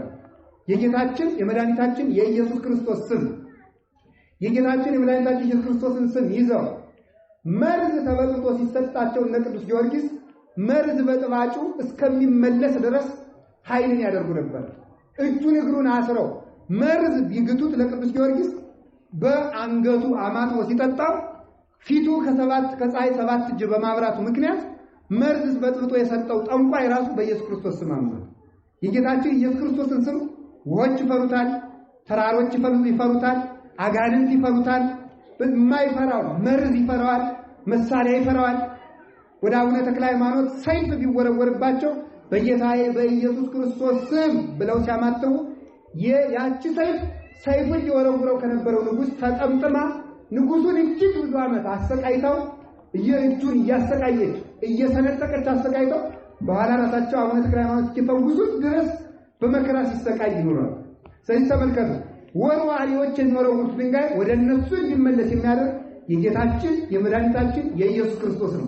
ምንም አይነት መከራ ሲከሰት እግዚኦ መሐረነ ክርስቶስ ወራይዘን እግዚኦ መሐረነ ክርስቶስ እግዚኦ መሐረነ ክርስቶስ። ምንም እባብ ቢመጣባችሁ፣ ዘንዶ ቢመጣባችሁ፣ ውሃ ቢሞላባችሁ፣ መርዝ ተመጥቶ ቢሰጣችሁ፣ ሰይፍ የያዘ ሰው ቢመጣም እግዚኦ መሐረነ ክርስቶስ በሉ። እግዚኦ መሐረነ ክርስቶስ በሉ። ስሙን ተሸክሞ መሞት። አሁን ለምንድን ነው ለምንድነው መከራ የመጣብን? ቤተክርስቲያን እንድትሰደድና ክርስቲያን ውሎ እንዳያድር ከባለስልጣን እስከ ባለጸጋ ተመክሮ መከራ የጸናብን ስለምንድነው? ተባብሮ በዓለም ያለ ሰው ሁሉ ተማክሮ ክርስቲያንን ለማጥፋት የፈለገው ለምንድነው ሲባል የክርስቶስን ስም ጣሉ። መልሱ እናንተ።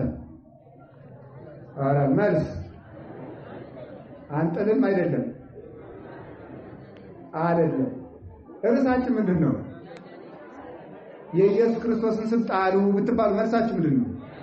ያዳነኝ ተሸከም ብሎኛል በሉ እንጂ ሁላችሁ በሉ ያዳነኝ ተሸከም ብሎኛል በሉ።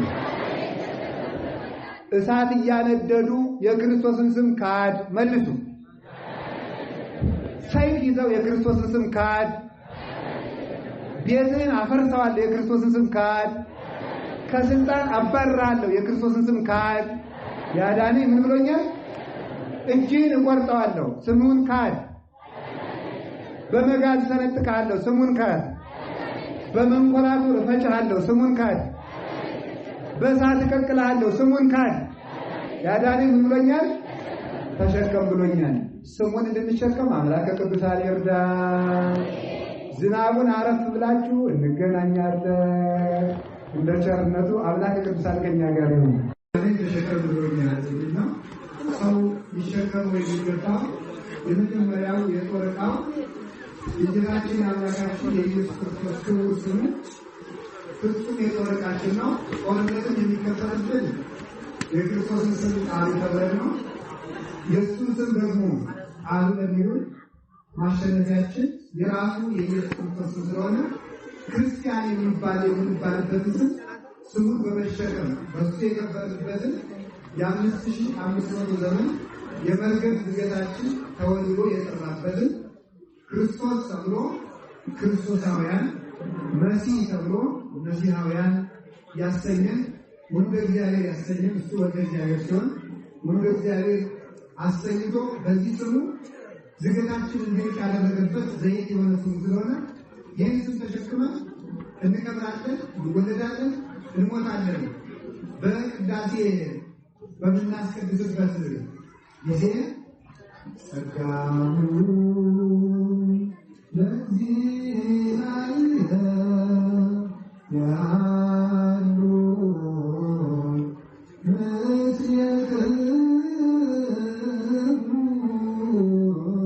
ስንባል ምን ትላላችሁ እናንተ? በሉላችሁ ምን ማለት ነው?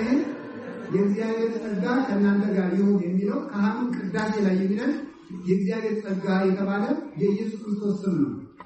ክርስቲያን የተባለው ስማችሁ አይራቅባችሁ፣ ሀብተ ወልድና ስመ ክርስትና አይጥፋባችሁ ብሎ ነው ካህኑ የሚመርቀን ማለት ነው። እና ቅዳሴ ስናስቀድስ መሀል ላይ ጸጋ ለእግዚአብሔር ሰላም ለኩልክሙ የምትለው ቃል ክርስቲያን ምንድን ነው የሚለው?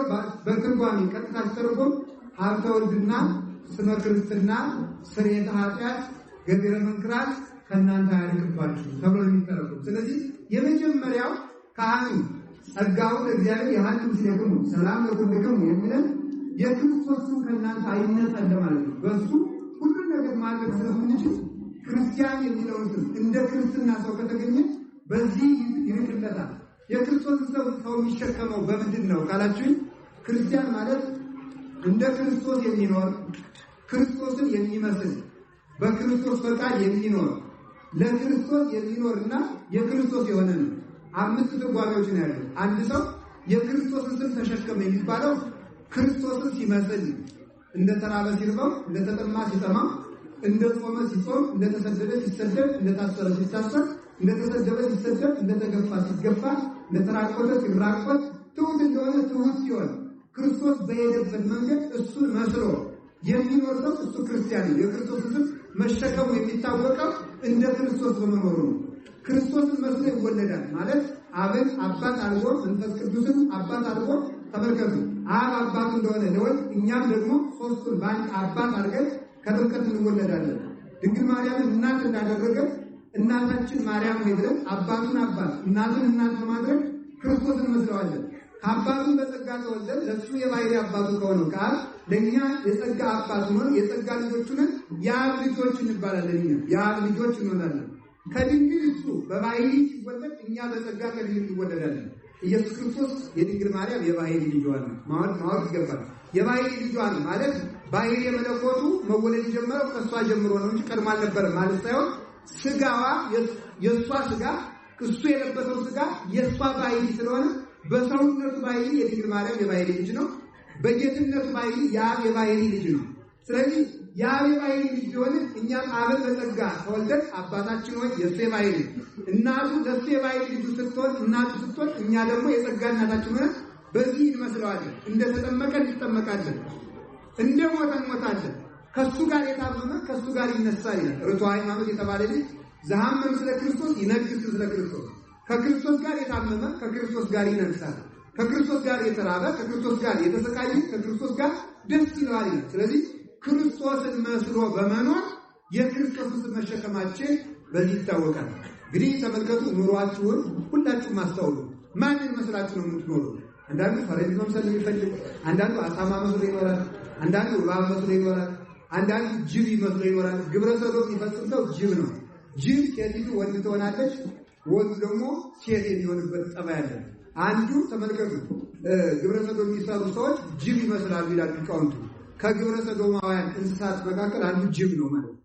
ስለዚህ ተመልከቱ፣ አንዱ እንደ ጅብ ይኖራል። ንፉግ ሰው ነብር ይመስላል። ነብር ፍየል ይገድና አለቱን አይበላም፣ ቀብሮ አሽትቶ አትልቶ ነው የሚበላው። ንፉግ ሰው ገንዘቡን ቀብሮ የሚሞተው ነብር ይመስላል። ተንኮል በልቡ የሚሰው እባብ ይመስላል። ስለዚህ ተመልከቱ፣ እንዲያ ሳይሆን ክርስቶስን መስሎ የሚኖር እርሱ የክርስቶስን መሸከም ይገባል። ሌላው ለራሱ ሳይሆን ለክርስቶስ የሚኖር ነው። እስኪ ለክርስቶስ የሚኖር ነው።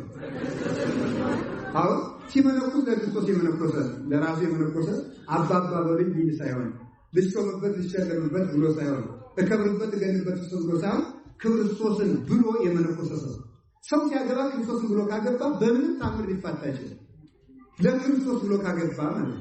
ለክርስቶስ ብሎ ካገባ ልጅ ስላጣ አይፋታም።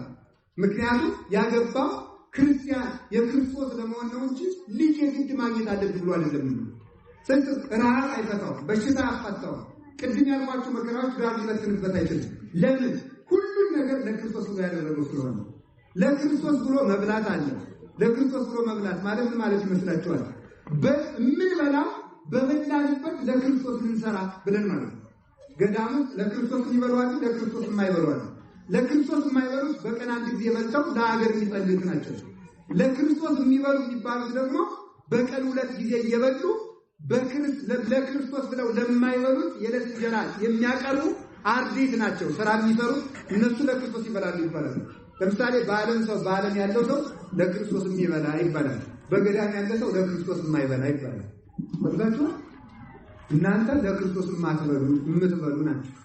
እነዚያ ደግሞ ለክርስቶስ የማይበሉ ምን ማለት ይመስላችኋል? ለዚያ ስላልኳቸው 24 ሰዓት እንዳሳላ እንዳደረጉ ምን ማለት ነው? ሰው በቀን 2 ጊዜ በዓለም ያለ ሰው በቀን 2 ጊዜ የተፈቀደለት ምክንያት ለክርስቶስ ብለው ለማይበሉት እሱ ለክርስቶስ ብሎ ለየሰራ ጉልበቱ እንዲበረታለን እንዲሰራ በቀን 2 ጊዜ ሊበላ ይችላል። እነዚያ ደግሞ በቀን 1 ጊዜ የማይበሉት ለሚበሉት ይጸልያሉ፣ የሚበሉት ለማይበሉት የዕለት ለቁመተ ሥጋ የሚሆናቸውን ያቀርባሉ። ስለዚህ ሰው ለክርስቶስ ይሞታል፣ ለክርስቶስ ይታሰራል፣ ለክርስቶስ ይነግዳል፣ ለክርስቶስ ይሾማል።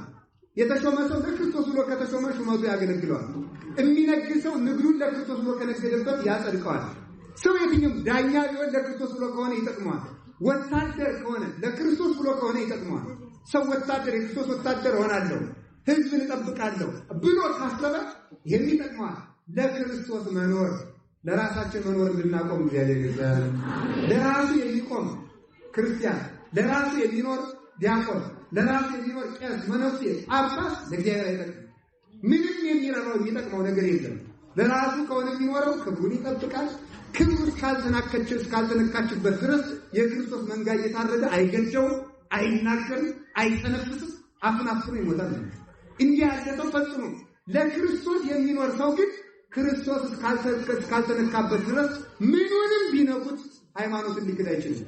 ለዚህ ነበር ጌታ እባብን ምሰሉ ያለ። እንደ እባብ ምን ሆነ ያለ? ልባም በርሲ አረባሉ እባብ ራሱን ካፈር ይቀብርና ወገቡን ደብድባችሁ አረፍኩት ብላችሁ ሲሉ ከባቡ ወደ ወገቡ መርዝ ይልክለታል። ከዚያ ድኖ ይሄዳል ማለት ነው።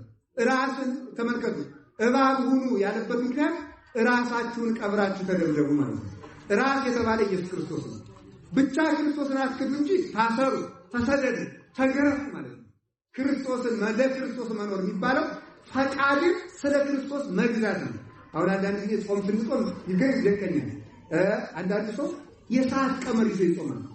20 ጉዳይ፣ 10 ጉዳይ፣ 5 ጉዳይ እስከምናቀርብ ይደርሳል። እየተቀበለ ነው የሚኖረው። መጾም ማለት ፈቃድን ለክርስቶስ ብሎ መተው ነው እንጂ በቀመር መገዛት አይደለም። 12 ሰዓት እስከ 12 ሰዓት እየጾም እስከ 12 ሰዓት ሁለት ስስቱ ካለቀሙ እየጾም ካደለ ጾም ማለት በነገራችሁ ላይ ውሎ መብላት፣ ሲር በመተው፣ ጾም አለማሻሻል ሶስት ፍች ነው ያለው። ውሎ መብላት ነው። እንግዲህ ሰምታችኋል። አብይ ጾም 40 ቀን የሚጾመው ከቅድስት ሰኞ ጀምሮ እስከ 11 ሰዓት ነው። ሰምታችኋል። እስከ ስንት ሰዓት ነው? እስከ 11 ሰዓት ነው። አሁን እንግዲህ አንድ ጊዜ ጀምሬያለሁ ብላችሁ ደግሞ አሁን መርዝ የጠጣ ሰው ወተት ጠጥቶ በኋላ መጥቶ ያንን ማስወጣት ነው እንግዲህ ጀምሬያለሁ ብሎ ይጠጣል አይጠጣም። እስካሁን ጀምሬያለሁ ብላችሁ ደግሞ እንዳታነዱት ማለት ነው። አሁን እዚህ በኋላ እስከ 11 ሰዓት ጾሙላችሁ። ውሎ መብላት ነው። ሲር መተው፣ ሲር መብላት አይደለም። ሲር ምን ማለት ነው? ሲር መተው ተመልከቱ። ሲር መተው የተባለበት ምክንያት ምን ማለት ነው? እኔ አንድ ሰው ይላል ስለ እግዚአብሔር ብሎ የተወው ነገር ሁሉ መስዋዕት ይባላል። ስለ እግዚአብሔር ብሎ የተወው ሁሉ ስለ እግዚአብሔር ብሎ እንቅልፍ ከተወ ይሄ ሰው እንቅልፉ መስዋዕት ነው። ስለ እግዚአብሔር ብሎ ከሆነ ያልተኛ እንቅልፉ የሰባ ፍሪዳ ካቀረበ ይልቅ ንጹህ መስዋዕት ነው። እንቅልፍ ዝም ብሎ ቁጭ ብሎ እንዲሁ አላጸልየው ቢሆን እንኳን ሰይጣን ጉሮሮን የሚዘጋበት ጊዜ አለ። አላጸልያችሁ ሊል ይችላል። ግን ብላችሁ ወንበር ላይ ተቀምጣችሁ የታባል ገዳም አባቶቻችን ይላል መሰላችሁ። አንድ ወር ባይታውያን ምን ያደርጋሉ? አንድ ወር 150 ዳዊት ይደግሙና አንድ ወር ደግሞ እኮ ነው ኋላ ምን ያደርጋል? እንደገና አንድ ወር ደግሞ ይዘጋቸዋል። አንድ አቡነ ዘበሰማያት እንኳን አላጸልይላቸው ይላል ሰይጣን ማለት ነው። ጥርሳቸውን ገጥሙ። ከዚያ ምን ያደርጋሉ?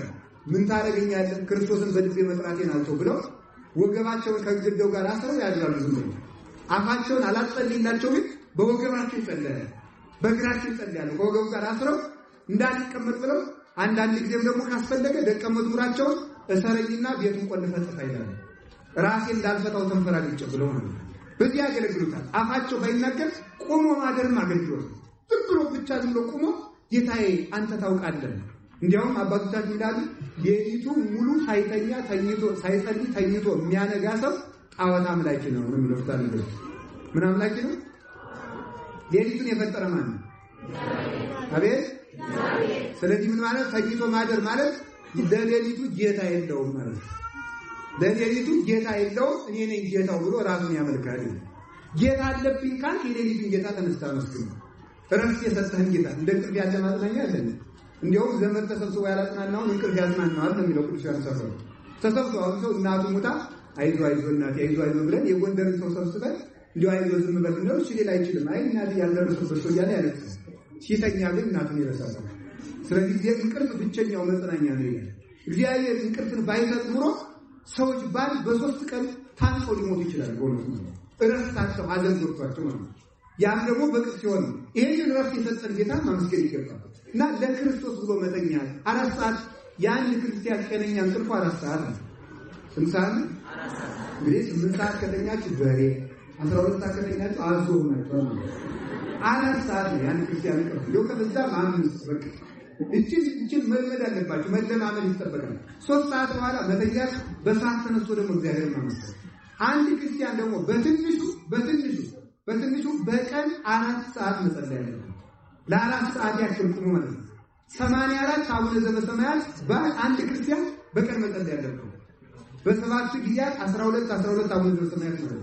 84 አቡነ ዘበሰማያት በቀን የማይጸልይ ክርስቲያን ኋላ ላይድንበት ሲኦል ውስጥ በአንድ እግሩ ቆሞ ይጸልያል፣ ላይጠቀምበት ነው። ስለዚህ አንድ ክርስቲያን ቢያንስ ለ4 ሰዓት ያክል አቡነ ዘበሰማያትን፣ ዳዊት፣ ውዳሴ ማርያም መጸለይ ይጠበቅበታል። ለክርስቶስ ብለን ማደር፣ ለክርስቶስ ብላችሁ ነግዱ። አሁን ብዙዎች ገንዘባቸውን መከታ አድርገው ስልጣን መከታ አድርገው ትምህርት መከታ አድርገው ክርስቲያን እየጎዷል። ለእግዚአብሔር ብላችሁ ተማሩ፣ ለእግዚአብሔር ብላችሁ ተሾሙ፣ ለእግዚአብሔር ብላችሁ ነግዱ፣ ለእግዚአብሔር ብላችሁ ውለዱ። ያገባችሁ ሰው ለእግዚአብሔር ብላችሁ ሞት ካልገባ ለምታገባ ካልወለድ ለምታገባ የቋይ ድረስ እኮ ነው ወለድ የማይወድ ሰው ማግባት የለበትም። መካኖችን አያካትትም። እግዚአብሔር ፈቅዶ ነው። የማይጠቅም ስለሆነ ነው እንኳን አልሰጣቸው እግዚአብሔር የተመሰገነ ነው። ስለዚህ ሰው ለእግዚአብሔር ብሎ መውለድ ይጠበቅበታል። አንተም የሚጠቅም የሚያገለግል ይስጥ ብሎ ስለዚህ ለክርስቶስ የሚኖሩ በክርስቶስን መስለው የሚኖሩ እንደገና በክርስቶስ ፈቃድ የሚመሩ በክርስቶስ ፈቃድ የሚመሩ ነው። የክርስቶስ ፈቃድ ምንድነው ካላችሁ እስኪ አንድ ጊዜ ሁላችሁ እግዚአብሔርን ፈቃዱን ብታውቁ ተወዳላችሁ አትወዱ ነገር አቤት አሁን ብዙ ሱባኤ ይገባና እግዚአብሔር የወደደው ምንድነው? እግዚአብሔር የወደደው ምንድነው ካላችሁ ወንጌል። እስኪ ወንጌል ማለት ወንጌል አትስረቅ ብሏል። አትስረቅ፣ ክፉን በክፉ አትቃወም ካለ አትቃወም፣ ወደ ፈተና እንዳትገባ ተጸልይ ካለ ጸልይ። ወንጌልን መፈጸም የእግዚአብሔርን ፈቃድ መፈጸም ነው። የእግዚአብሔርን ፈቃድ ለመፈጸም ሱባኤ ከመግባት በፊት ወንጌልን መፈጸም ይቀርባል። እየሄዳችሁ አርሴማ ተገልጣለች፣ እገሌ ተገልጣለች፣ ገብርኤል ተገልጧል፣ እገሌ ተገልጧል። መርጌታም አይገለጥልን እንኳን አርሴማ በእውነት ማምላክ ያለ ትንሽ የሚረው ነገር የለም። ወንጌልን መፈጸም አሁን ከዛሬ ጀምሮ ማዛችሁ አብይ ጾም ነው። የመጀመሪያዎቹ ክፍለ ዘመን ላይ የነበሩ ክርስቲያኖች እንዲያው በአብይ ጾም የሚያደርጉት ምንድነው? ከማቴዎስ ወንጌል ጀምረው እያነበቡ አብይ ጾምን ያችን መለማመድ ነው። ማቴዎስ ወንጌል ምዕራፍ 1 ጀምሮ ያነባሉ። ክፉን በክፉ አትቃወም የሚለውን ያነቡና ሂደው ሊበቀሉት ያሰቡትን ሰው ይቅርታ ይጠይቃሉ። ተመልከቱ፣ መጠምጠሚያ ለወሰደው መጎናጸፊያ ጨምርለት ላለው የሰረቃቸውና የቀመቸውን ሰው ይክሳሉ።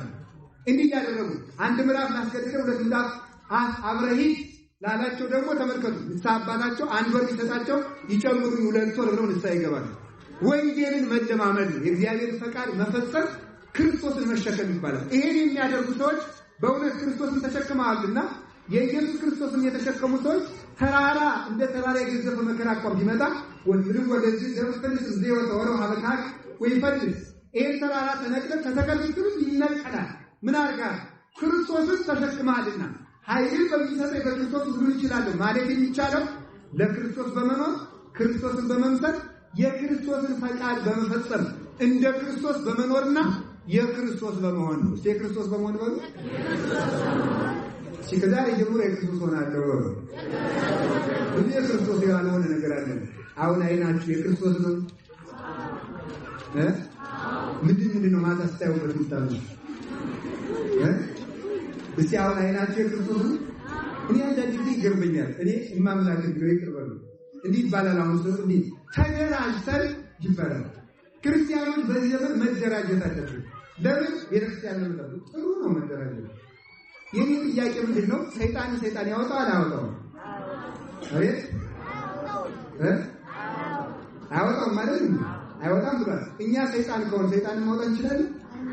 የማያምኑ ሰዎች ቤተክርስቲያንን የሚያሰቃዩ ሰዎች ሰይጣን ከሆኑ እኛም እንደነሱ ሰይጣን ከሆነ በስራችን ሰይጣን አያወጣውምና ብንደራጅም አናሸንፍም። የሚቀድመው ክርስቲያን መሆን ነው። ክርስቲያን መሆን ነው። ምን አላችሁ? የእግዚአብሔርና የሰይጣን ተሟግተው የሰይጣን ሊያሸንፍ አይችልም። እግዚአብሔር ድል ነሽ ጸባዖት የሰራዊት ጌታ አሸናፊ እግዚአብሔር ነው የሚባለው። አሸናፊ እግዚአብሔርን ይዞ ማሸነፍ የሚቻለው የእግዚአብሔር ፈቃድ በመያዝ ነው። የእግዚአብሔር ፈቃድ ያላቸው ሰው የእግዚአብሔርን ጠላቶች ማሸነፍ ፈጽሞ አይችልም።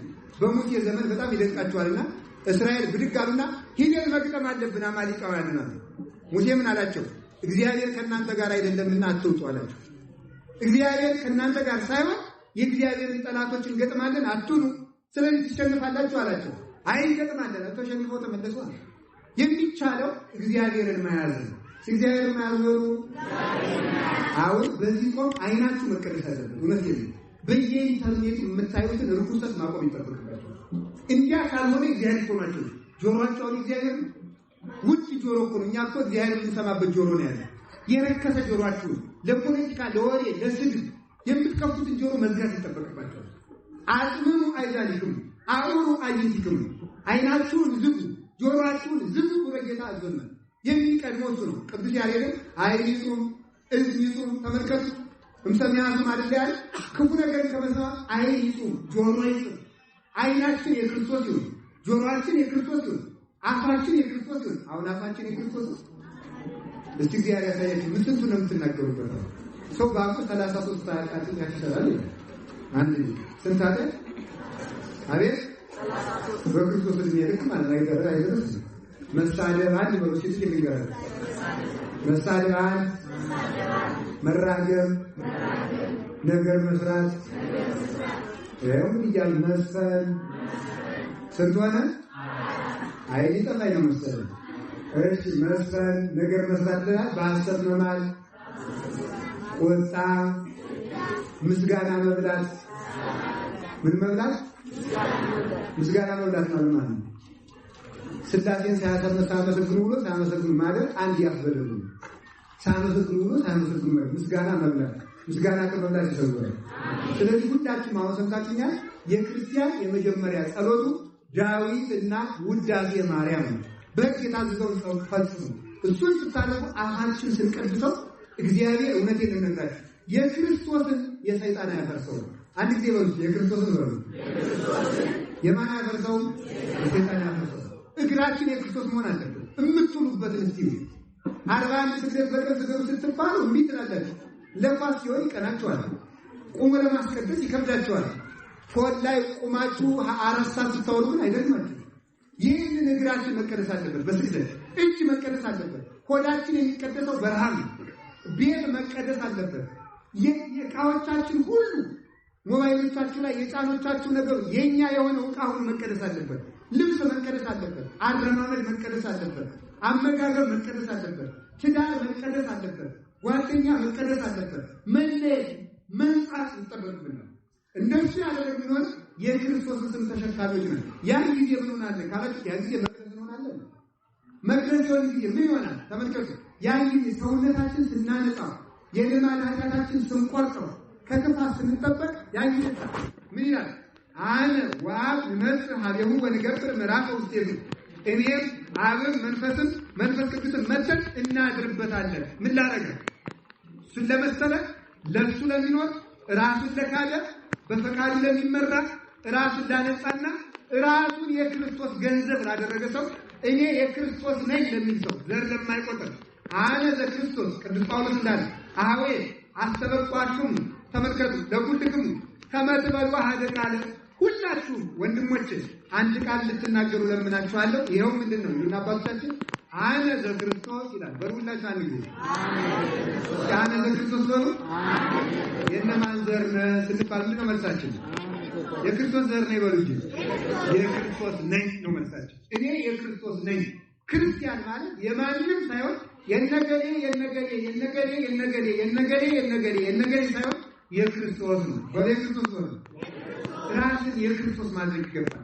የክርስቶስን የሰይጣን ያሸንፈውና በእርግጥ እውነት የሚገራችሁ በእርግጥ ደግሜ ለመርግራችሁ በዚህ ክፉ ዘመን የመጨረሻው የመጀመሪያው አማራጭ ክርስቲያን መሆን ነው። ክርስቲያን መሆን ነው። ክርስቲያን ሲጠላ ክርስቲያንነት ያሻግራል። በእውነታችሁ ክርስቲያን ሲጠላ ምን ያሻግራል? ክርስቲያንነት ያሻግራል። አሁን አብዝተን ክርስትና ተጠልቷል። አብዝተን ክርስቲያን እንሆናለን። ስለዚህ የክርስቶስን እንሸከም፣ መስቀሉን እንሸከም፣ ክርስቶስን እናስመስግን። መስሪያ ቤት ክርስቶስን ተሸከሙ፣ ትራንስፖርት ላይ ክርስቶስን ተሸከሙ፣ መኪና ውስጥ ክርስቶስን ተሸከሙ፣ ገበያ ውስጥ ክርስቶስን ተሸከሙ፣ መንገድ ላይ ክርስቶስን ተሸከሙ። ያ ማለት ነው ክርስቶስ በእኛ ሕይወት ውስጥ ይገለጥ። እንዴት ሆነ ይገለጥ? እንዲህ ክርስቲያኖች አይባችሁ ትምህርቱን ጨርሻለሁ። መሽቷል፣ ዝናቡን ቸግሯል። እንጨርሰው አላችሁ። አንድ ሰው ነበርና የዓለማውያን ዘመን ሆነና ወይም ደግሞ የማያምኑ ሰዎች ተሾሙ። ሲሾሙ ሁልጊዜ አንዱን ክርስቲያን ያሰቃየዋል። ምን አለ መሰላችሁ? ሲያሰቃየው ምን ይላል? ገሃነምን ባያውቅ ነው የሚያሰቃየኝና ልብ ስጠው ያለ ይጸልይልኝ። ልብ ስጠው መንግስተ ሰማያትን ያለ ርስት በእኔ ምክንያት እንደሚነቀልና ገሃነምን ያለ እሳት በእኔ ምክንያት እንደሚወረወር ቢያውቀው አያሰቃየኝም ነበርና ልብ ስጠው ያለ ይጸልይለታል። ዘመን መገላበጡ አይቀርምና ያ የማያምነው ንጉሥ ተሽሮ ክርስቲያን ነገሰ። ያ ዘመን ፈቶኛል የኔ ወገን ተሽሟል ክርስቲያን ሲያስፈልግ የነበረው ሰውዬ ምን አለ? አይ መከራዬ ክርስቲያን ሳሰድ ነበርና ያሳሰቃየው የነበረ ሰውዬ አሁን ባለ ጊዜ ሲሆን እንዴት ያደርገኝ ይሆን ሲል ሰዎች ምን አሉ መሰላችሁ ነው እሱስ እንኳን ያሰቃይ አሉ ምረረ ገሃነም አይ መንግስተ ሰማያትን ባያውቅ ነውና ልብ ስጠው እያለ ይጸልይልሃል አሉ። ምን አለ መሰላችሁ እኒህ ክርስቲያኖች እነሱ ቸር የሆኑ አምላካቸው ቸር ቢሆን ነው። እስቲ እኒህ ክርስቲያኖች ሆኑ እነሱ ቸር የሆኑ አምላካቸው ቸር ቢሆን ነው። እነሱ ያማሩ አምላካቸው ምን ያምር በሉ አምላካቸው ምን ያምራልና ክርስቲያን ሆነ። በእኛ ማማር ሰዎች ይመለሳሉ፣ በእኛ መጥፋት እግዚአብሔር ይሰደባል። ሰዎች አጥብቀው መከራ እንዲያደርጉ ያደረገውና አውሬ እንዲሆኑ ከክርስትና እንዲቆመዱ ያደርጋቸው አውሬ መልክ ይዘን ስለምንሆን የክርስቶስን ተሸክመን መስቀሉን ተሸክመን ቃሉን ተሸክመን መከራውን ተሸክመን ሕጉን ተሸክመን በእውነት ያዳነ ተሸከም ብሎናል ብለን እንድናስብ አምላክ ቅዱሳን ይርዳን። ሁለት ነገር ብቻ እናገርና አልጠገብ አላችሁ እንዳችሁ ስሙን እንሸከማለን በሉ ቃሉን እንባል ምን እንላለን? ያዳነ ምን እንላለን? ተሸከም ብሎኛል በሉ። ሌላው ቀንበሩን እንሸከማለን። ሲቀንበሩን እንሸከማለን በሉ ምን አለ? ቀንበሬ ልዝም ሸክሜ ቀላል ነው ብሏል። ቀንበር የተባለች ምንድን ናት? ወንጌል። እስኪ ወንጌል ነው። ወንጌልን እንሸከማለን ማለት ወንጌል ብሉ ሳይሆን የምትለው ምንድን ነው የሚላቸው? ተራቡ በሉ። ሲሰጧችሁ አንጉዱ ሳይሆን የሚረግሟችሁ ምን ሆነ የምትለው መምህር ጻድቅና ቀንበር የተባለች ማለት ነው። ይህችን ተሸከም። አሁን ሌላው ተመልከቱ። ምንፍቅናው የሚለን ፕሮቴስታንቱ የሚለን ታድሶ የሚለን ምንድን ነው መሰላችሁ? ሕጉን ተው፣ ሸክም ይቅርባችሁ፣ ከሸክም ነፃ ሁኑ፣ እንስሳ ሁኑ፣ አትራቡ፣ አትጠሙ፣ አትጹሙ፣ አትስገዱ፣ አትድከሙ። ለምን ትሸከማላችሁ ሲባል ያዳነ ተሸከም ብሎኛል። ወደ ያዳነ ነው 7 ጾም በዓመት መከራህን የምታይ የጾም ሸክም የተሸከም ለምንድን ነው 7 ጾም አትጹም? መልስ ያዳነ ብሎኛል ተሸከም። ለምንድን ነው በጾም የምትለፉ ብንባል አለ ለቁሙ እለትጠግቡ ይዜ ተመልከቱ ነው። ዛሬ የምትጠግቡ ሰዎች ወዮላችሁ ይላል። ተመልከቱ ጌታ ማለት ብፁዓን እለይሁ ይዜ ማሙቱ ይጠግቡ። ዛሬ የሚራቡ ብፁዓን ናቸው እነሱ ይጠግባሉና ብሎኛልና ረሃብ እንደምን ትሸከማለህ ቢባል የሚራብ ብፁዕ ነው ስላለኝ ጌታዬ ያዳነ ተሸከም ብሎኛል ነው። ለምንድን ነው ተመልከቱ፣ ለምንድን ነው ረጅም ሰዓት ቁሞ ማስቀደስ፣ ረጅም ሰዓት መጸለይ፣ ረጅም ሰዓት ብርድ መመታት፣ ተረከዝ ሲሰጠነጠቅ ድረስ ዋሻ መግባት፣ መመንኮስ፣ ባይታዊ መሆን፣ መክሳት፣ መጥቆር ለምን ይገባል ሲባል ያዳነን ምን አለ ደሙሱ ምን አለ ዛፈቀሩ ዘይባከት ስለወኒ እኔን መከተል የሚፈልግ ሰው ካለ ይጽላ ለነፍሱ ሰውነቱን ይጣላል። ሰውነቱን ይጣላል ነው እዲያይደሩ ማምላክ በክርስቶስም ሰው የእምነት ድርጅት አቋቁሞ እኔን መከተል የሚወድ በእኔም ሰውነቱን ይጣል እያለ በክርስቶስም ሰውነቱን መንከባከባለን የለም። ስለዚህ ተመልከቱ፣ ለምንድን ነው አጥቃችሁ መከራ የምትወዱት? ክርስቶስ ረፍት ነኝ እያለ ለምን ትሰቃያላችሁ ቢባል ምን እንላለን? ያዳነን ብሎኛል። ምን ረሃብን ነው ሕማምን ምን ብሎኛል? እስኪ እናያቸዋለን። አሁን ጥቂት አሟችሁ ጆሮ ስጥሩ በጠንቋይ ይሄዳለ ስራ የሚያስገድማል። አሁን ይቺ ኮሮና መጣቆ ስጡን አስተዛዘበች ነው። አንዱ ተነስቶ ጸሎተ ባርኮ ለኮሮና ጥሩ ነው ይላል። አንዱ ብልጽግና ጸሎተ መፍትሄ ስራ ጥሩ ነው። አንድ ለሳለ ጸሎተ ንድራ አይ ከኢየሱስ ክርስቶስ ስም በላይ ጋኔን የሚፈራው ስም የለም። ማወቅ የምንጠበቅባችሁ እሱ ነው። መከራ መጣና ሕማምን ስቃይ እንድንሸከም መጥቷል። ከፈቀደ ያድነን፣ ከፈቀደ ሊገድለን፣ ከፈቀደ ያድነን ነው። ከፈቀደ ምን ይነን? በኢየሱስ ክርስቶስ ነው መሰማራት። በኢየሱስ ክርስቶስ አምናችሁ ተሰማሩ ትድናላችሁ። እንድናለን ተመከሩ። ለአንድንም እንችላለን። ከፈቀደም ላንድን እንችላለን። እስከፈቀደም ነው። ለምን እማንድነው ሞታችን የሚጠቅመን ከሆነ ብቻ ነው እንጂ ክርስቶስ ስለማይችል አይደለም። የማንድነው በርዝ ሞታችን ስለሚጠቅመን ነው። ስለሚጠቅመን ነው። ከተጠቀመን እንሞታለን። የማይጠቅመን ከሆነ ነው። ስለዚህ የእግዚአብሔር ቤተሰቦች ረሃብን፣ መከራ፣ ስቃይ፣ እስራትን አትቆጥሩ። ጥቂት ቀን አመመኝ እስኪ አንዳንዱማ እንዲህ ይላል። አሁን በተለይ በብዙ የኢትዮጵያ ክፍሎች ይላል ጥቂት ቀን ሂጄ ከነገሌ አዳራሽ ተፈውሼ ልምጣና ሃይማኖት በልብ ነው ይላል። እንደቃላችሁ ልትሞቱ ትችላላችሁ። መከራ ለመሸከም ነው። በስሙድ እና ብቻ የተጠራ ሳይሆን መስቀል እንዲሸከም የተጠራ ነው። አንደኛ ቀንበር የተባለች ወንጌል ናት። እስኪ ወንጌል ነው። የሚረግማችሁን መርቁ በሉ።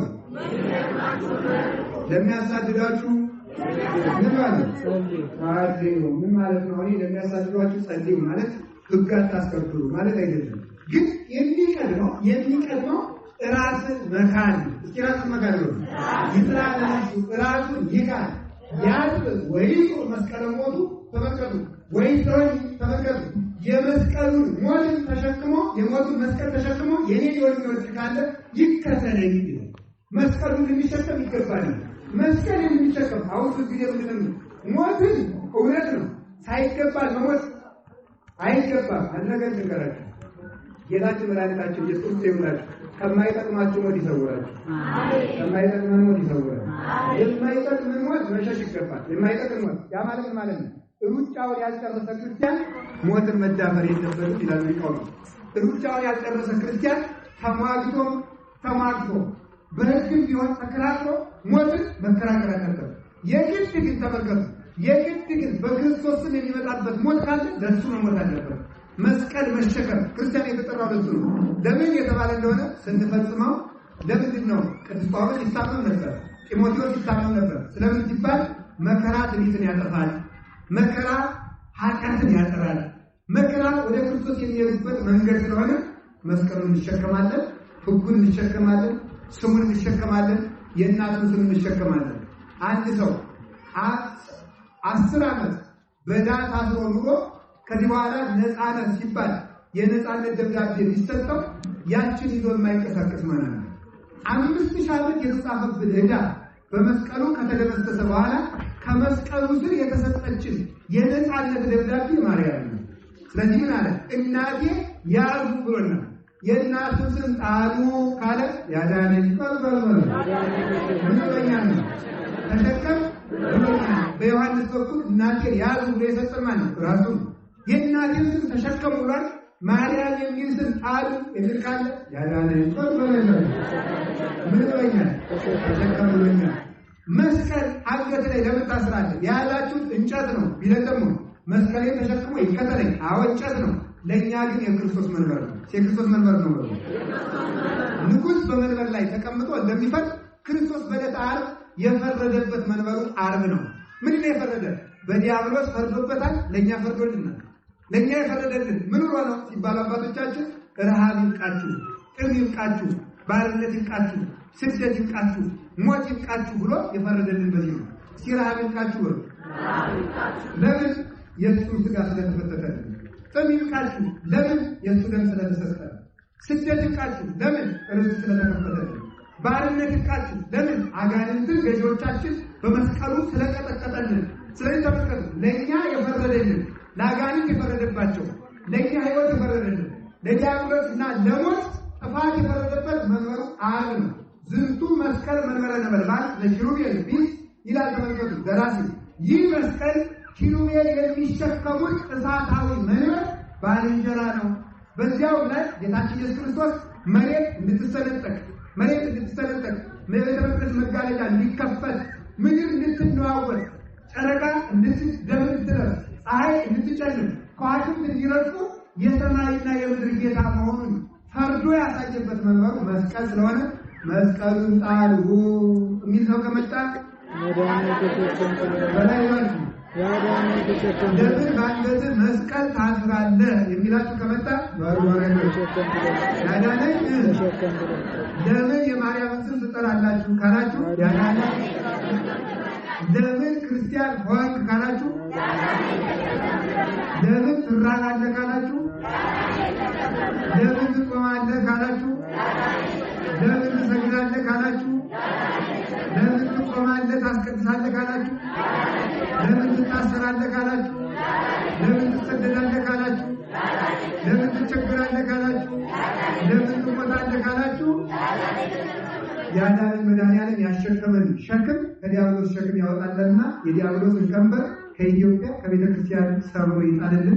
አምላከ ሰላም ቅዱስ ጳውሎስ ወእግዚአብሔር አምላከ ሰላም ይቀጥቅጦ ለሰይጣን ኃይለ ገሪክሙ ብሏል። የሰላም አምላክ እግዚአብሔር የኢትዮጵያንና የቤተ ክርስቲያንን ጠላት ከእግራችሁ በታች ይቀጥቅጥላችሁ። እግዚአብሔር